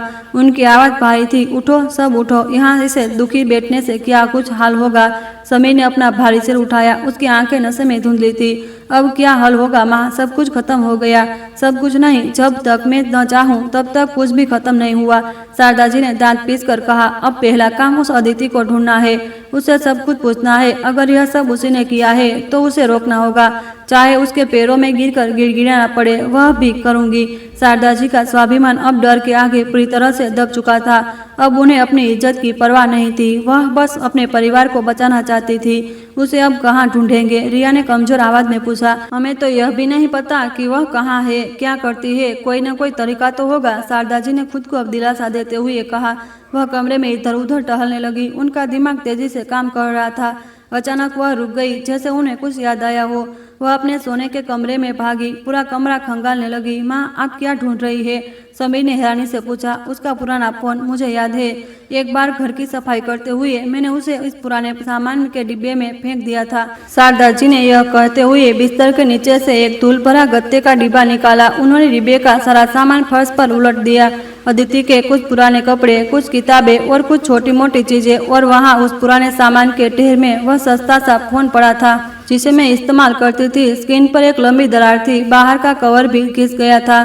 शारदा जी को जैसे खजाना मिल गया हो। उन्होंने जल्दी से फोन उठाया। मिल गया, मिल गया। शुक्र है यह अभी भी यहीं है। उन्होंने फोन चालू करने की कोशिश की। किस्मत से उनमें थोड़ी बैटरी बची थी। फोन की कॉन्टैक्ट लिस्ट पूरी तरह से खाली थी, क्योंकि मैंने जाने से पहले सब कुछ डिलीट कर दिया था। लेकिन कॉल हिस्ट्री में कुछ नंबर अभी भी थे, ज्यादातर समीर के, रिया के और उन्हीं के। उन्होंने एक नज़र डाली और एक अनजान नंबर पर रुक गई, जिस पर कोई नाम नहीं था। इस नंबर पर कई बार देर रात में फोन किया गया था। शारदा जी को लगा कि यही एकमात्र सुराग है। उन्होंने कांपते हुए अपना फोन निकाला, वह नंबर डायल किया, लेकिन फिर हिचकिचाई। फोन करके क्या कहूंगी? गाली दूंगी, सवाल करूंगी या गिड़गिड़ाऊंगी? उन्हें नहीं पता था। समीर ने माँ को हिचकिचाते देखा तो फोन छीन लिया। मुझे दीजिए, उसने कहा। वह भी सच जानना चाहता था। वह मुझसे आमने सामने बात करना चाहता था, पूछना चाहता था कि मैंने ऐसा क्यों किया। लेकिन जैसे ही वह कॉल का बटन दबाने वाला था, फोन की स्क्रीन जली। मेरे पुराने फोन पर एक नया मैसेज आया था। तीनों ने सिर झुकाकर मैसेज पढ़ा। मैसेज बहुत छोटा था, लेकिन उन्हें स्तब्ध करने के लिए काफी था। मैम, सब कुछ योजना के अनुसार चल रहा है। मेहरा परिवार की कंपनी कल आधिकारिक तौर पर दिवालियापन के लिए आवेदन कर देगी। क्या आप कोई बदलाव चाहती है? मैम, योजना दिवालियापन, यह शब्द उनकी आंखों के सामने आए और उनका दिमाग शून्य हो गया। सारे शक यकीन में बदल चुके थे। इनमें कोई संदेह नहीं था, यह सब मैंने ही किया था। मैं ही इन सब के पीछे थी। जिस औरत को उन्होंने 3 साल तक नीचा दिखाया, अपमानित किया, वह असल में कोई अमीर मैम थी, जो उनके पूरे परिवार की किस्मत अपने हाथों में लिए हुए थी। यह सच्चाई किसी भी बुरे सपने से ज्यादा भयानक थी। शारदा जी अब अपना आपा खो बैठी। उन्होंने समीर के हाथ से फोन छीना। उनकी आंखें गुस्से से लाल थी। उन्हें फोन करना था, तुरंत उन्हें पूछना था, मेरी असलियत क्या है? शारदा जी एक कोने में धकेली गई, जंगली जानवर की तरह हो गई थी। अत्यधिक डर एक बेकाबू पागलपन में बदल गया था। वह रुतबे वाली, दूसरी पर हुक्म चलाने वाली सांस नहीं थी, बल्कि एक हारी हुई औरत थी, जो अपनी जान बचाने के लिए आखिरी तिनके का सहारा लेने की कोशिश कर रही थी। उनके कांपते हाथों ने अपने फोन पर उस अनजान नंबर को डायल किया, वही नंबर जिसने कुछ मिनट पहले एक भयानक संदेश भेजा था। फोन करो, उठाओ मेरा फोन, वह बड़बड़ाने लगी। उनकी आंखें स्क्रीन पर जमी थी, जैसे वह अपनी सोच से दूसरी तरफ के व्यक्ति को जवाब देने के लिए मजबूर कर सकती हो। समीर और रिया बगल में सांस रोके अपनी माँ को देख रहे थे। वे भी इंतजार कर रहे थे, डरे हुए और उम्मीद से भरे हुए। इस बात का डर कि आगे क्या होगा, और उम्मीद इस बात की कि यह सब सिर्फ एक गलतफहमी हो, कोई भद्दा मजाक। इंतजार की घंटी लंबी और ठंडी बज रही थी, तो उन तीनों के तनावग्रस्त मन पर चोट कर रही थी। हर घंटी के साथ उनकी उम्मीद थोड़ी कम हो रही थी। कोई फोन नहीं उठा रहा। समीर ने धीरे से कहा। उसकी आवाज में निराशा थी। फिर से मिला। अगर वह नहीं उठाती तो तब तक मिला जब तक वह उठा न ले। शारदा जी चिल्लाई। फोन काटा और तुरंत फिर से डायल किया। दूसरी कॉल पर फिर सिर्फ इंतजार की घंटी बजती रही। तीसरी, चौथी, पांचवी कॉल, वह एक मशीन की तरह बार बार कॉल का बटन दबा रही थी। माँ, शांत हो जाइए, रिया ने डरते हुए कहा। वह अपनी माँ की हालत से डर गई थी। शांत? तू मुझे शांत रहने को कह रही है? घर बर्बाद होने वाला है। तेरी नौकरी चली गई, तेरा भाई दिवालिया हो गया। यह सब उस डायन की वजह से हुआ है। मुझे उसे ढूंढना है, मैं उसे चीर दूंगी। शारदा जी चीख रही थी। आंसू और नाक बह रहे थे। गुस्सा और लाचारी ने उन्हें पागल कर दिया था। उन्होंने अपना फोन जमीन पर फेंक दिया और फिर मेरा पुराना टूटा हुआ फोन उठाकर फोन करने का सिलसिला जारी रखा। 10 कॉल, 20 कॉल, 50 कॉल। वह ड्राइंग रूम में जहाँ कल तक हंसी और जीत की बात गूंज रही थी, अब सिर्फ फोन की घंटी और शारदा जी के पागलपन भरे रोने की आवाज से भरा था। समीर फर्श पर बैठ गया, सिर पकड़कर। उसे अपनी माँ या बहन को देखने की हिम्मत नहीं हो रही थी। सब उसकी गलती थी। अगर पिछले 3 सालों में उसने मुझे बचाने की हिम्मत दिखाई होती, मेरे मूल्य को पहचानने की समझदारी दिखाई होती, अपने परिवार के पूर्वग्रहों के खिलाफ खड़े होने की मजबूती दिखाई होती, तो शायद आज यह नौबत नहीं आती। उसके पास एक ऐसी पत्नी थी जो उससे सच्चा प्यार करती थी, लेकिन उसने अपनी लापरवाही और कायरता से उस प्यार को मार डाला। उसने अपनी खुशी को खुद ही दूर धकेल दिया था। भैया कुछ तो बोलो। रिया ने समीर का कंधा हिलाया। उसकी आवाज में गहरी निराशा थी। अब हम क्या करें? समीर ने अपना चेहरा उठाया। उसकी आंखें खाली थी। क्या करें? अब हम क्या कर सकते हैं? हमने एक ऐसे इंसान को नाराज किया है जिसे हमें नहीं करना चाहिए था। बस अब एक फैसले का इंतजार कर सकते हैं। समीर के शब्दों में छिपी कड़वाई सच्चाई ने पूरी रिया को कंपा दिया। वह इसे स्वीकार नहीं करना चाहती थी। वह एक घमंडी लड़की, एक काबिल मैनेजर, अपनी किस्मत का फैसला उस भाभी के हाथों में कैसे छोड़ सकती थी जिसे वह हमेशा नीचा दिखाती थी। यह नहीं हो सकता। इसी बीच शारदा जी अभी भी लगातार फोन मिला रही थी। मिस कॉल की संख्या 99 तक पहुंच चुकी थी। अब वह दिल चिल्ला नहीं रही थी। उनकी आवाज बैठ गई थी। वह बस वहां बैठी चुपचाप कॉल कर रही थी, चेहरा भावहीन, आंखें खाली, जैसे एक टूटी हुई कठपुतली जो निराशा में सिर्फ एक ही काम दोहरा सकती है। और फिर 100वीं कॉल पर एक चमत्कार हुआ। दूसरी तरफ से अचानक किसी ने फोन उठा लिया। हेलो। एक गहरी, विनम्र और ठंडी मर्दाना आवाज दूसरी तरफ से आई। वह आवाज अजनबी थी, लेकिन उसमें एक अदृश्य दबाव था जिसने शारदा जी को, जो पागलपन की हद पर थी, अचानक चुप करा दिया। समीर और रिया भी चौंक गए। जल्दी से उस पुराने फोन के पास कान लगा दिए।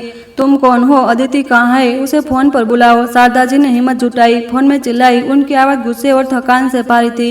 माफ कीजिएगा, आप कौन है और आप किसे ढूंढ रही है? दूसरी तरफ से आदमी का लहजा अभी भी डरावना रूप से शांत था। उसकी शांति ने समीर के परिवार की बेचैनी को और भी दयनीय बना दिया। मैं उसकी सास हूँ, उसकी पूर्व सास। उसकी कमीनी को बोलो कि मुझसे बात करे। शारदा जी ने अपनी बची खुशी समझ भी खो दी थी। वह गालियां बकने लगी। ओह, तो आप श्रीमती शारदा मेहरा है? उस आदमी ने कहा, जैसे उसे सब कुछ पहले से पता हो। मैं मैम का सहायक हूँ। मैम अभी बहुत व्यस्त है। उसके पास फालतू लोगों से बात करने का समय नहीं है। व्यस्त? शारदा जी पागलों की तरह हंसी। मेरा परिवार बर्बाद करने में व्यस्त है ना? उसे कहो अगर उसमें थोड़ी भी इंसानियत बची है तो यह क्रूर खेल बंद कर दे। मेरे परिवार ने उसका क्या बिगाड़ा है जो वह हमारे साथ ऐसा कर रही है? आपके परिवार ने क्या किया है? क्या यह आप सबसे बेहतर नहीं जानती? सुरेश जी की आवाज अभी भी सपाट थी। उसमें कोई उतार चढ़ाव नहीं था। 3 साल का अपमान, 3 साल की प्रताड़ना, 3 साल तक मैम को एक नौकरानी से भी बदतर समझना। आपको लगता है कि यह सब इतनी आसानी से भुलाया जा सकता है? सुरेश जी के हर शब्द शारदा जी के दिल में चाकू की तरह चुभ रहे थे। वह स्तब्ध रह गई, एक शब्द भी जवाब नहीं दे सकी।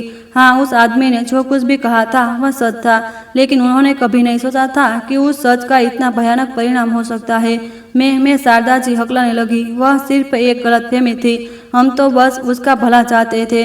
सुरेश जी व्यंग्यात्मक रूप से हंसे। उसे एक तंग कमरे में रहने के लिए मजबूर करना, उसे बचा कुचा खाना खिलाना, उसे हर दिन अपनी बेटी के ताने सुन पर मजबूर करना, यह उसका भला था। श्रीमती मेहरा, आपकी अज्ञानता और घमंड ने आपके पूरे परिवार को बर्बाद कर दिया है। समीर और रिया जो बगल में खड़े थे, एक एक शब्द सुन रहे थे। उनके चेहरे पीले पड़ गए थे। पूरा शरीर कांप रहा था। पहली बार किसी ने उनके मुंह पर सच कहा था जिसे वे सालों से नजरअंदाज करते आ रहे थे। तभी दूसरी तरफ कुछ हलचल हुई। उन्होंने सुरेश जी को सम्मान से कहते सुना, मैम, यह मेहरा परिवार का फोन है। फिर एक छोटी सी खामोशी और उसके बाद एक जानी पहचानी मगर बर्फ की तरह ठंडी आवाज गूंजी। एक ऐसी आवाज जिसे वे कभी नहीं भूल सकते थे। क्या है? सिर्फ एक शब्द, लेकिन उसमें एक अदृश्य वजन था जिसने उन तीनों माँ बच्चों का दम घोंट दिया। अदिति, अदिति बेटा, मैं बोल रही हूँ, शारदा जी कांपते हुए बोली। उनकी आवाज अचानक कमजोर और दयनीय हो गई। कौन माँ? मुझे इतने अपनेपन से मत बुलाए, मुझे आदत नहीं है। मैंने कहा। मेरी आवाज में कोई भावना नहीं थी। अदिति, हमारे परिवार को माफ कर दो बेटा, मुझे अपनी गलती का एहसास हो गया है। मैं तुमसे विनती करती हूँ, तुम जो चाहोगी मैं दूंगी। तुम समीर के पास वापस आ जाओ, है ना? मैं वादा करती हूँ मैं तुम्हारे साथ बहुत अच्छा व्यवहार करूंगी। शारदा जी रोने गिड़गिड़ाने लगी। उनके व्यवहार में यह 180 डिग्री का बदलाव त्वरित था। वापस आ जाऊं? मैं व्यंग्यात्मक रूप से हंसी, एक ऐसी ठंडी हंसी जो एक नदी को जमा सकती है। आपको क्या लगता है मैं 3 साल पहले वाली बेवकूफ हूँ? उस गंदी जगह पर तो मैं पैसे लेकर भी वापस न आऊं। तो तुम क्या चाहती हो? शारदा जी ने निराश होकर पूछा। बस करो अदिति, क्या हम सब कुछ यहीं खत्म कर सकते हैं? मैं तुमसे विनती करता हूँ। समीर ने फोन छीना। उसकी आवाज में पछतावा और गिड़गिड़ाहट थी। तुम किस हक से मुझसे विनती कर रहे हो? वह पति जो अपनी पत्नी को अपमानित होते हुए चुपचाप देखता रहा, वह कायर आदमी जो अपने ही परिवार की रक्षा नहीं कर सका। खामोशी छा गई। समीर एक शब्द नहीं बोल सका। क्या चाहती हो तुम? उन्होंने पूछा। उनकी आवाज घबराहट और डर से टूट रही थी। मैं कुछ देर चुप रही, जैसे मैं उनकी निराशा का आनंद ले रही हूँ। फिर मैंने कहा। मेरी आवाज हवा की तरह हल्की थी, लेकिन उसके शब्द चाकू की तरह तेज थे। मेरी असलियत आपको पूछने का कोई हक नहीं है, लेकिन बस इतना जान लीजिए कि आज आप और अपने बच्चे जो कुछ भी खो रहे हैं, वह मेरे लिए एक पुराने खिलौने से भी कम है, जिसे मैं यूं ही फेंक देती हूँ। मेरे शब्द उन तीनों माँ बच्चों के दिमाग में एक परमाणु बम की तरह फटे। वे स्तब्ध रह गए। दिमाग खाली हो गया। उन्हें अपने कानों पर विश्वास नहीं हो रहा था। रिया का करियर, समीर का भविष्य, एक पूरे परिवार का गर्व मेरी नजर में इतना सस्ता था। यह सच्चाई अपनी सारी संपत्ति खोने से भी ज्यादा क्रूर थी। यह एक अपमान था। उन सभी चीजों का एक तमाचा था जिन्हें वे कभी अनमोल समझते थे। नहीं, यह नहीं हो सकता। रिया सबसे पहले सदमे से बाहर निकली। उसने शारदा जी के हाथ से फोन छीना और एक पागल की तरह चिल्लाई, तुम झूठ बोल रही हो। तुम सिर्फ एक गरीब गंवार लड़की हो। तुम्हें यह हक किसने दिया? तुम किसे डरा रही हो? मैं दूसरी तरफ बस हल्की सी हंसी। रिया की अज्ञानता और इज्जत सच में दयनीय थी। रिया, तुम भी इतनी ही घमंडी हो, है ना? ठीक है, अगर तुम जानना चाहती हो तो मैं तुम्हें बताऊं। मैंने एक पल के लिए रुका ताकि खामोशी नाटक को और बढ़ा दे। मैं उनकी तनावग्रस्त शक्लों की कल्पना कर सकती थी। वह मीडिया कंपनी जहां तुम काम करती थी, जिस पर तुम्हें अपनी 2.5 लाख की तनख्वाह का बड़ा गुमान था, उसका नाम क्रिएटिव कैनवस मीडिया है ना? रिया स्तब्ध रह गई। तुम्हें कैसे पता? वह सिर्फ एक सहायक कंपनी है, एक बहुत बड़ी कंपनी, विक्रम एंटरप्राइजेस की एक छोटी सी शाखा। मैंने अपनी बात जारी रखी। आवाज अभी भी सपाट थी। और तुम्हारी बदकिस्मती है रिया कि मैं अदिति विक्रम सिंह, वही गवार भाभी जिसे तुम हमेशा नीचा दिखाती थी, विक्रम एंटरप्राइजेस की चेयरमैन हूँ, जिसके पास उसके 1% शेयर है। वह तुम्हारे पैसे एक छोटे से मैनेजर को निकालने का फैसला लेने के लिए मुझे एक सेकंड भी सोचने की जरूरत नहीं पड़ी। थाम फोन रिया के हाथ से छूटकर फर्श पर गिर गया। वह कुछ कदम पीछे हटी। उसका चेहरा खून की बूंद के बिना पीला पड़ गया था। उसकी आंखें डर और अविश्वास से फटी हुई थी। वह फर्श पर गिर पड़ी। पूरा शरीर कांप रहा था। विक्रम एंटरप्राइजेस की चेयरमैन, मीडिया जगत की सबसे शक्तिशाली महिला, जिससे मिलने का वह हमेशा सपना देखती थी, वह उसकी भाभी थी जिसे उसे बेरहमी से कुचला था।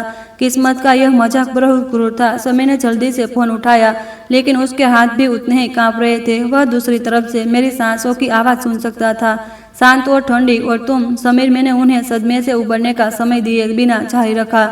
वह हाउसिंग प्रोजेक्ट जिस पर तुम इतना दिल लगा रहे थे, तुम्हारा पार्टनर सफलता कंस्ट्रक्शन था, है ना? क्या तुम जानते हो कि उन्होंने अचानक निवेश वापस क्यों ले लिया? समीर ने जवाब नहीं दिया। वह सिर्फ डर में सुनता रहा, क्योंकि सफलता कंस्ट्रक्शन पिछले हफ्ते से आधिकारिक तौर पर विक्रम एंटरप्राइजेस की सहायक कंपनी बन गई थी। मैं उन्हें सिर्फ आज के दिन के लिए खरीदा था, सिर्फ तुम्हें एहसास दिलाने के लिए कि जब कोई तुम्हारी सारी उम्मीदें छीन लेता है तो कैसा लगता है। मेरे शब्द आखिरी हथौड़े की तरह थे, जिसने समीर की इच्छा शक्ति और घमंड को पूरी तरह से चकनाचूर कर दिया। वह सोफे पर धम से बैठ गया। फोन अभी भी कान से लगा रहा था, लेकिन उसे अब कुछ सुनाई नहीं दे रहा था। उसके दिमाग में सिर्फ 2 शब्द गूंज रहे थे, विक्रम एंटरप्राइजेस, देश की अग्रणी रियल एस्टेट और मीडिया कंपनी, एक ऐसा साम्राज्य जिससे वह उद्योग का हर कोई डरता था। और उसकी पूर्व पत्नी, जिस औरत को उसने छोड़ दिया था, उस साम्राज्य की रानी थी। कितना मजाक किया था, कड़वाहट भरा मजाक। शारदा जी अपनी बेटी के बगल में फर्श पर बैठी थी। उन्होंने सब कुछ सुन लिया था। अब वह समझ गई थी कि मैंने क्यों सब्र किया, क्यों मैं इतनी शांति से चली गई। पता चला पिछले 3 सालों में मैं जी नहीं रही थी, बल्कि एक आम इंसान की जिंदगी का अनुभव कर रही थी। और उनका परिवार झोंकरों की एक टोली की तरह सबसे शक्तिशाली दर्शक के सामने एक मुखौटापूर्ण नाटक कर रहा था। अब तुम लोग समझे। मेरी आवाज ने उन्हें हकीकत में वापस ला दिया। खेल खत्म हो गया। आज तुम जो भुगत रहे हो, वह सिर्फ उस चीज की शुरुआत है जो तुमने बोया था। जैसी करनी वैसी भरनी। अब भुगतो। यह कहकर मैंने फोन काट दिया। लंबी टूक की आवाज ने उनके परिवार की सारी उम्मीदों पर पूर्ण विराम लगा दिया। उस ठंडे ड्राइंग रूम में सिर्फ 3 लोग बचे थे, 3 अलग अलग भावनाओं के साथ। रिया का पागलपन, समीर का पतन और शारदा जी का देर से आया गहरा पछतावा। उन्होंने सब कुछ खो दिया था, इसलिए नहीं कि वे गरीब थे या उनमें काबिलियत नहीं थी, बल्कि इसलिए कि उन्होंने सबसे जरूरी चीज खो दी थी, इंसानियत और दूसरों के लिए सम्मान। उस फेसबुक और फोन कॉल की 2 दिन बाद रिया और समीर के पास एक पत्र पहुंचा। यह बैंक से कर्ज की मांग का पत्र नहीं था, न ही अदालत का समन। यह एक नियंत्रण पत्र था जो सबसे अच्छी गुणवत्ता वाले कागज पर छपा था, जिस पर विक्रम एंटरप्राइजेस का लोगो सुनहरे रंग में उभरा हुआ था। उन्हें क्रिएटिव कैनवास मीडिया के मुख्यालय में एक साधारण बोर्ड मीटिंग में पूर्व कर्मचारी और पूर्व भागीदार के रूप में आमंत्रित किया गया था, वही जगह जहां रिया कभी हुकूमत करती थी। मीटिंग का कारण था कर्मचारियों का पुनर्गठन और रणनीतिक परियोजनाओं को नई दिशा देना। समीर और रिया जाना नहीं चाहते थे। वे मुझसे सामना करने से डरते थे, लेकिन न जाने क्या जोखिम नहीं उठा सकते थे। पत्र में साफ लिखा था, अगर वे उपस्थित नहीं हुए तो ग्रुप का कानूनी विभाग संपत्ति की वसूली और नागरिक दायित्व के लिए तुरंत मुकदमा शुरू कर देगा। वे एक कोने में धकेल दिए गए थे, पीछे हटने का कोई रास्ता नहीं था। उस सुबह दोनों भाई बहन भारी मन से उस परिचित दफ्तर की इमारत में दाखिल हुए। रिया ने सिर झुका रखा था। उस पुराने सहकर्मियों की नजरों को देखने की हिम्मत नहीं थी जो पीछे कानाफूसी कर रहे थे। समीर शांत दिखने की कोशिश कर रहा था, लेकिन उसकी जेब में उसके हाथ भीगे थे और उन्हें सबसे बड़े मीटिंग रूम में ले जाया गया, जो सिर्फ उच्च स्तरीय बैठकों के लिए इस्तेमाल होता था। भारी लकड़ी का दरवाजा खुला। अंदर बोर्ड के सभी सदस्य, कंपनी के सभी विभागीय निर्देशक ओवल आकार की लंबी मेज से चारों ओर बैठे थे। अध्यक्ष की कुर्सी पर मैं अदिति बैठी थी। आज मैं वह पुराने कपड़ों वाली गंवार पत्नी नहीं थी। मैंने एक विशेष रूप से डिजाइन किया हुआ सफेद पावर सूट पहना था। मेरे बाल एक साफ सुथरे जूड़े में बंधे थे, जिससे मेरा बुद्धिमान माथा और गर्व से ऊंची गर्दन दिख रही थी। मेरा मेकअप हल्का लेकिन तेज था, जो मेरे शक्तिशाली व्यक्तित्व को उभार रहा था। मेरा पूरा हाव भाव बदल चुका था। मेरी आंखों में अब सहनशीलता या अपमान नहीं, बल्कि एक शासक का आत्मविश्वास, तेजी और ठंडक थी। जब समीर और रिया अंदर आए तो कमरे में मौजूद सभी की निगाहें उन पर टिक गई और फिर जल्दी से मेरा रवैया जानने के लिए मेरी तरफ गई। मैंने कुछ नहीं कहा, बस उन्हें मेज के आखिरी में रखी 2 खाली कुर्सियों पर बैठने का इशारा किया, वह जगह जो बिना वोटिंग अधिकार वाले श्रोताओं के लिए होती है। यह एक मुख अपमान था। समीर व रिया हचकचा गए, हिचकिचाते हुए बैठ गए। उन्हें लगा जैसे वे 2 अपराधी हैं जो अपने फैसले का इंतजार कर रहे हैं। मैंने एक बार भी उनकी तरफ नहीं देखा। मैंने मीटिंग को पेशेवर और निर्णायक तरीके से संचालित किया। मैंने बाजार की स्थिति का तेजी से विश्लेषण किया, पुराने प्रबंधन की कमजोरियों को उजागर किया और एक महत्वाकांक्षी नई विकास योजना पेश की। मेरे हर शब्द, हर हाव भाव में एक सच्चे नेता का अंदाज था, जिसे देखकर कमरे में मौजूद सभी, यहाँ तक कि अनुभवी निदेशक भी चुपचाप सुनते रहे और सहमति में से हिलाते रहे। समीर वहाँ बैठा अध्यक्ष की कुर्सी पर चमक रही उस औरत को देख रहा था और उसका दिल हजारों भावनाओं से भरा था। यह वह औरत थी जिसे उसे नजरअंदाज किया था, जिसे उसने अपनी माँ और बहन से 3 साल तक अपमानित होने दिया था। वह इतना अंधा था कि उसने अपने बगल में पाए गए एक कीमती हीरे को नहीं पहचाना। उसे सचमुच एक कंकड़ समझता रहा और पछतावा और अफसोस एक खून चाकू की तरह उसके दिल को काट रहे थे। दर्द असहनीय था और रिया वह सिर्फ सिर झुकाए बैठी रही, ऊपर देखने की हिम्मत नहीं हुई। मेरा हर शब्द उसके मुंह पर एक तमाचा था। अपनी काबिलियत को लेकर जो घमंड, जो आत्मसंतुष्टि उसे कभी थी, अब टुकड़े टुकड़े हो चुकी थी। मेरी तुलना में वह सिर्फ एक कुएं की में ढकी थी, इससे ज्यादा कुछ नहीं। मीटिंग रूम की यह लड़ाई बिना बंदूकों, बिना तलवारों के थी, लेकिन किसी भी युद्ध से ज्यादा भयंकर थी। यह मनोविज्ञान और दर्ज की लड़ाई थी और इस लड़ाई में मैं पूरी तरह से जीत चुकी थी। मैंने उन्हें दिखा दिया था कि जिस इंसान को वे कभी नीचा दिखाते थे, आज वह एक ऐसे मुकाम पर थे जहां वे अपनी पूरी जिंदगी में कभी नहीं पहुंच सकते। पुनर्गठन योजना पेश करने और बोर्ड से पूर्ण सहमति प्राप्त करने के बाद मैंने धीरे धीरे अपनी नजरें मेज के आखिरी में डाली, जहां 2 परछाइयां सिकुड़ कर बैठी थी। कमरे में अचानक एक डरावनी खामोशी छा गई। सब जानते थे कि असली नाटक तो अब शुरू होगा। आज की मीटिंग कंपनी के मामलों के अलावा एक व्यक्तिगत कारण से भी है। मैंने कहा, मेरी आवाज अभी भी शांत थी, लेकिन हर शब्द में हजारों किलो का वजन था। मैं आप सभी को 2 खास मेहमानों से मिलवाना चाहती हूँ। मिस रिया मेहरा, हमारी पूर्व मार्केटिंग मैनेजर, और श्री समीर मेहरा, एक दिवालिया होने वाली कंस्ट्रक्शन कंपनी के निदेशक, और साथ ही मेरे पूर्व पति के 2 शब्द मैंने इतनी सहजता से कहे कि पूरे मीटिंग रूम में हलचल मच गई। समीर और रिया उछल पड़े। उनके चेहरे कागज की तरह सफेद हो गए। उन्हें उम्मीद नहीं थी कि मैं इस रिश्ते को सबके सामने उजागर कर दूंगी। आप सब जरूर सोच रहे होंगे कि मैंने रिया जैसी प्रतिभाशाली कर्मचारी को क्यों निकाला और समीर जैसे संभावित भागीदार के साथ अनुबंध क्यों तोड़ा। मैंने कमरे में एक नजर डाली और फिर रिया के पीले पड़े चेहरे पर रुक गई। मिस मेहरा, क्या आपको याद है कि आपने अपनी माँ के जन्मदिन की पार्टी में क्या कहा था? आपने कहा था कि मैं एक मामूली क्लर्क हूँ जिसकी तनख्वाह लिपस्टिक खरीदने के लिए काफी नहीं है और मैं आपके परिवार के सहारे जी रही हूँ। मैंने एक एक शब्द दोहराया बिना कोई गलती किए। रिया कांपते हुए हिकलाने लगी। मेरा मेरा वह मतलब नहीं था, वह मतलब नहीं था। मैं व्यंग्यात्मक रूप से हंसी। तो फिर उन मौकों का क्या जब तुम मेरे बनाए खाने की, मेरे कपड़ों की बुराई करती थी, अपनी 2.5 लाख की तनख्वाह का दिखावा करके मुझे नीचा दिखाती थी। क्या तुम जानती हो तुम्हारी साल भर की तनख्वाह मेरे एक हैंडबैग की कीमत के बराबर भी नहीं है। लेकिन मैंने कभी यह नहीं कहा क्योंकि मैं तुम्हारे परिवार का सम्मान करती थी।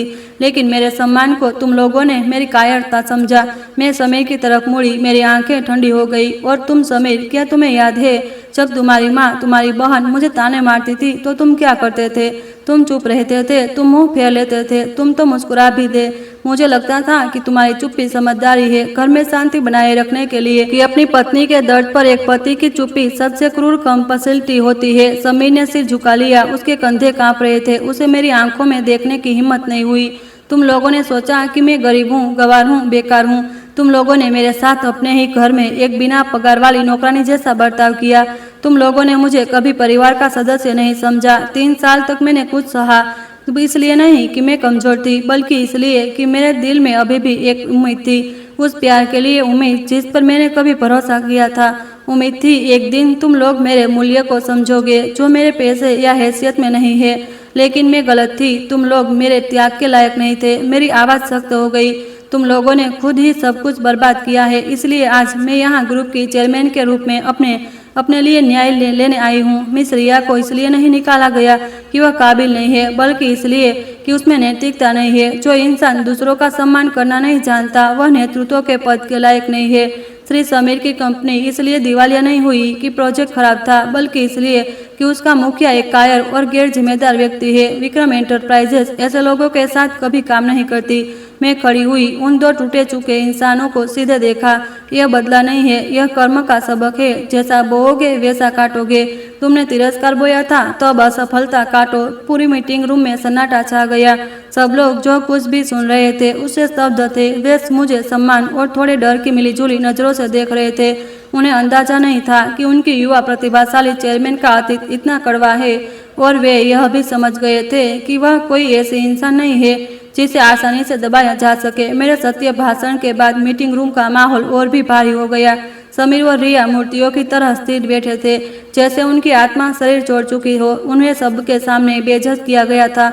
उनकी मूर्खता और नीचता को ढकने के लिए अब कोई पर्दा नहीं बचा था। यह अपमान मौत से भी बदतर था। मैं वापस अपनी कुर्सी पर बैठ गई, उस एक चेयरमैन की शांत मुद्रा अपनाते हुए।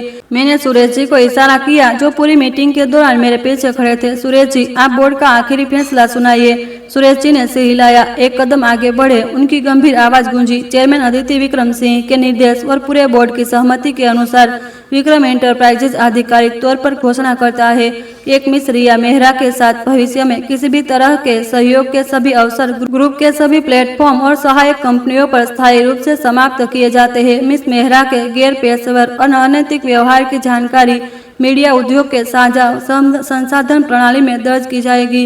यह घोषणा रिया के करियर के लिए एक मौत की सजा थी। न सिर्फ विक्रम एंटरप्राइजेज में उसकी नौकरी गई, बल्कि उसे ब्लैक लिस्ट भी कर दिया गया। मीडिया उद्योग में उसके करियर का दरवाजा हमेशा के लिए बंद हो गया था। कोई भी कंपनी ऐसे दागी व्यक्ति को नौकरी पर रखने की हिम्मत नहीं करेगी। रिया ने अचानक सिर उठाया, खाली आंखों से मुझे देखा, हकलाते हुए बोली, नहीं, तुम ऐसा नहीं कर सकती। सुरेश जी ने रिया की बात को नजरअंदाज करते हुए जारी रखा। ग्रुप श्री समीर मेहरा की कंपनी द्वारा हमारी सहायक कंपनी सफलता कंस्ट्रक्शन के कर्ज की वसूली के लिए प्रक्रिया शुरू करेगा। श्री समीर की सभी संपत्ति, जिसमें उनकी अचल संपत्ति और अन्य निवेश शामिल है, फैसले के कार्यान्वयन सुनिश्चित करने के लिए सील कर दी जाएगी। समय सीमा 24 घंटे है। समीर ने मेज पर सिर टिका दिया। शिक्षकियों की दबी हुई आवाज सुनाई दी। दिवालिया होना तो तय था, लेकिन अब वह सचमुच कंगाल होने वाला था, जिसकी जेब में एक पैसा भी नहीं होगा। वह घर जिसमें वह और उसकी माँ रहते थे, उसे दिवंगत पिता की आखिरी निशानी, वह भी नहीं बचेगा। और आखिर में मैंने कहा, मेरी आवाज ठंडी लेकिन शांत थी, सुरक्षा, इन दोनों मेहमानों को यहाँ से बाहर ले जाओ। इन क्षण से उन्हें विक्रम एंटरप्राइजेज की किसी भी संपत्ति में कदम रखने की इजाजत नहीं है। 2 लंबे चौड़े सुरक्षा गार्ड तुरंत आगे बढ़े। समीर और रिया के दोनों तरफ खड़े हो गए। चलिए सर, मैम। रिया अचानक एक घायल जानवर की तरह उछली। अदिति, तुम एक जालिम औरत हो, तुम्हें चैन नहीं मिलेगा। वह मेरी तरफ लपकने ही वाली थी, लेकिन गार्डों ने उसे मजबूती से पकड़ लिया। सभी ने कोई विरोध नहीं किया। वह चुपचाप खड़ा हो गया और गार्डों के साथ चलने लगा। दरवाजे से बाहर निकलने से पहले उसने एक बार आखिरी बार मुड़कर देखा। उसकी आंखों में अब आश्चर्य या डर नहीं था, सिर्फ एक गहरा दर्द और पछतावा था। लेकिन अब बहुत देर हो चुकी थी। जब मीटिंग रूम का दरवाजा बंद हुआ तब मैंने एक लंबी सांस ली। मेरे दिल पर पिछले 3 सालों से जो बोझ था वह आखिरकार उतर गया। बदला पूरा हो चुका था। मुझे कोई अत्यधिक खुशी या विजय का एहसास नहीं हुआ। मुझे बस एक अजीब सी शांति महसूस हुई, जैसे मैंने अभी अभी एक बिखरे हुए कमरे को साफ किया हो, उस कचरे को फेंक दिया जिसे मेरी जिंदगी को गंदा कर रखा था। बाकी का काम मैंने सुरेश जी और कानूनी विभाग को सौंप दिया। मुझे पता था कि वे इसे पूरी तरह अच्छी तरह से संभालेंगे और मुझे एक नई जिंदगी शुरू करनी थी। एक ऐसी जिंदगी जिसमें अब अपमान और चोट की कोई परछाई न हो। मैंने सोचा था कि उस भयानक सदमे के बाद वह परिवार समझदारी से मेरी जिंदगी से गायब हो जाएगा, लेकिन मैं गलत थी। तो नौकरानी ने आकर बताया कि एक बुजुर्ग थकी फटेहाल कपड़ों वाली औरत बाहर गेट पर रो रो कर मुझसे मिलने की जिद कर रही है। बिना पूछे ही मैं समझ गई कि वह कौन है। शारदा जी, उन्हें अंदर आने दो, मैंने बिना किसी भाव के कहा। मैं देखना चाहती थी कि इन सब के बाद भी वह और कौन सा नाटक करना चाहती है। कुछ मिनट बाद शारदा जी को नौकरानी अंदर ले आई। वह अब वह रुतबे वाली डेज नजर औरत नहीं थी। वह दुबली पतली हो गई थी, बाल बिखरे हुए थे, कपड़े सिकुड़े हुए, आंखें सूजी हुई थी और चेहरे पर थकावट और दुख सा झलक रहा था।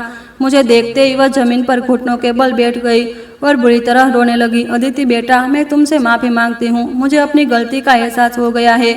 मेरे परिवार को माफ कर दो। वह रोते रोते मेरी तरफ बढ़ने की कोशिश कर रही थी, मेरे पैर पकड़ना चाहती थी। मैं एक कदम पीछे हट गई।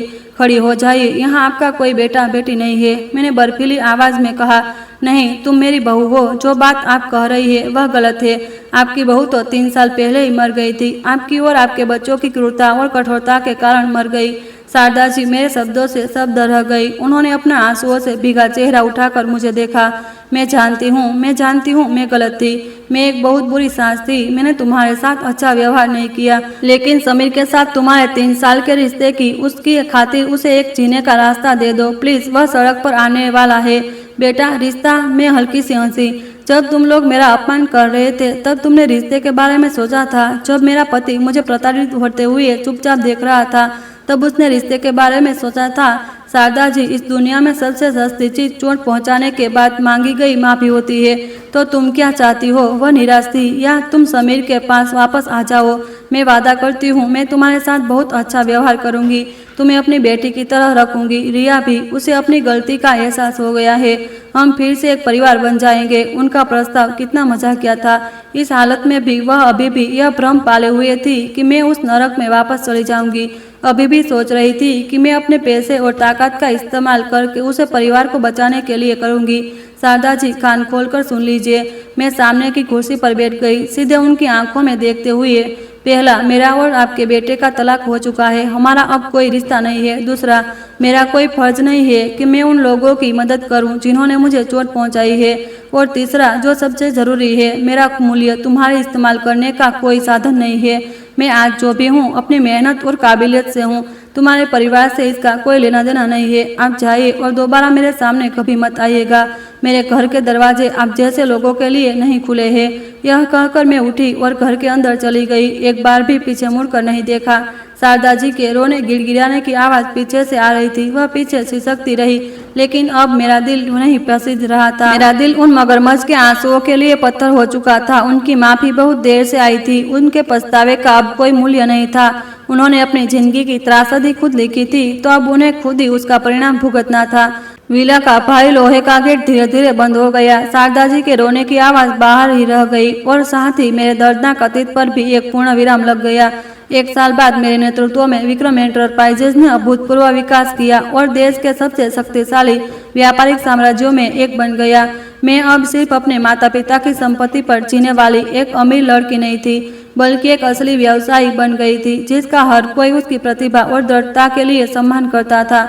मैंने दुनिया को साबित कर दिया था कि एक महिला का मूल्य इस बात में नहीं है कि उसे कैसा पति मिलता है, बल्कि इस बात में है कि वह अपने पैरों पर कैसे खड़ी होती है और समाज के लिए मूल्य पैदा करती है। मैं अब अपने पूर्व पति के परिवार के बारे में ज्यादा नहीं सोचती थी। कभी कभी सुरेश जी मुझे उनकी स्थिति के बारे में बताते थे। समित दिवालिया होने और घर खोने के बाद गुजारा करने के लिए एक साधारण निर्माण मजदूर के रूप में काम कर रहा था।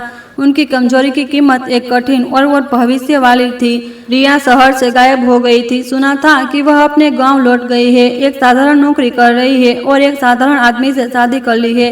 एक शानदार उच्च वर्गीय जीवन का उसका सपना धुएं में मिल गया था और शारदा जी इतने बड़े सदमे में बाद मानसिक रूप से टूट गई थी और उन्हें इलाज के लिए एक वृद्धाश्रम में भर्ती करना पड़ा था। उनके पतन पर मुझे कोई खुशी नहीं हुई। मुझे बस लगा कि यह उनके कर्मों का एक अनिवार्य परिणाम था। कर्म का नियम कभी किसी को नहीं छोड़ता। मेरी जिंदगी अब बहुत व्यस्त लेकिन बहुत शांतिपूर्ण थी। मैंने खुद से प्यार करना और अपना सम्मान करना सीख लिया था। मैं यात्रा करती, किताबें पढ़ती, एक नए कौशल सीखती और उन लोगों के साथ समय बिताती जो मुझसे सच्चा प्यार करते थे। मैंने अपना दिल भी फिर से खोल दिया था। एक विदेश यात्रा के दौरान मैं संयोग से अपने कॉलेज के एक पुराने दोस्त से मिली। वह अब एक प्रतिभाशाली वास्तुकार था, एक गर्मजोश, संवेदनशील और महिलाओं का सम्मान करने वाला आदमी। वह मुझे सत्ता के भूखे इंसान की तरह प्रशंसा की नजरों से नहीं देखता था, बल्कि एक पुरुष के रूप में एक महिला के प्रति सम्मान की दृष्टि से देखता था। हमने डेटिंग शुरू की। प्यार मेरी जिंदगी में बहुत धीरे से और स्वाभाविक रूप से आया। उसने मेरे अतीत के घावों को भरने में मेरी मदद की। मुझे बताया कि सच्चा प्यार क्या होता है, एक ऐसा प्यार जो सम्मान, समझ और साझेदारी की नींव पर बना हो। एक सप्ताहांत की शाम वह मुझे एक हवादार पहाड़ी पर ले गया और जहां से मुझे पूरा शहर दिखाई देता था। जब सूरज डूब रहा था, आसमान को लाल रंग से रंगते हुए, उसने घुटनों के बल बैठकर मुझे एक अंगूठी दी। अदिति, क्या तुम मुझसे अपनी बाकी की जिंदगी तुम्हारी रक्षा करने और तुमसे प्यार करने की इजाजत दोगी? मैं एक सच्ची खुशी की मुस्कान के साथ मुस्कुराई और सिर हिला दिया। मेरी आंखों से आंसू गिरे, लेकिन वे खुशी और पूर्णता के आंसू थे। मैंने कभी सोचा था कि मेरी जिंदगी राख में मिल गई थी, लेकिन नहीं, उस राख के ढेर से मैंने पुनर्जन्म लिया था, एक फिनिक्स की तरह जो पहले से कहीं ज्यादा मजबूत और चमकदार थी। मेरी कहानी यहीं खत्म होती है, आंसू और दर्द से भरा एक लंबा सफर, लेकिन आखिरकार एक सुखद अंत के साथ। पीछे मुड़कर देखती हूँ तो मुझे एहसास होता है कि कभी कभी जिंदगी की सबसे कठिन चुनौतियां ही हमें मजबूत बनने का मौका देती है। सबसे बड़ा सबक जो मैंने सीखा वह यह है कि कभी भी किसी को अपने मूल्य को परिभाषित करने की इजाजत न दे।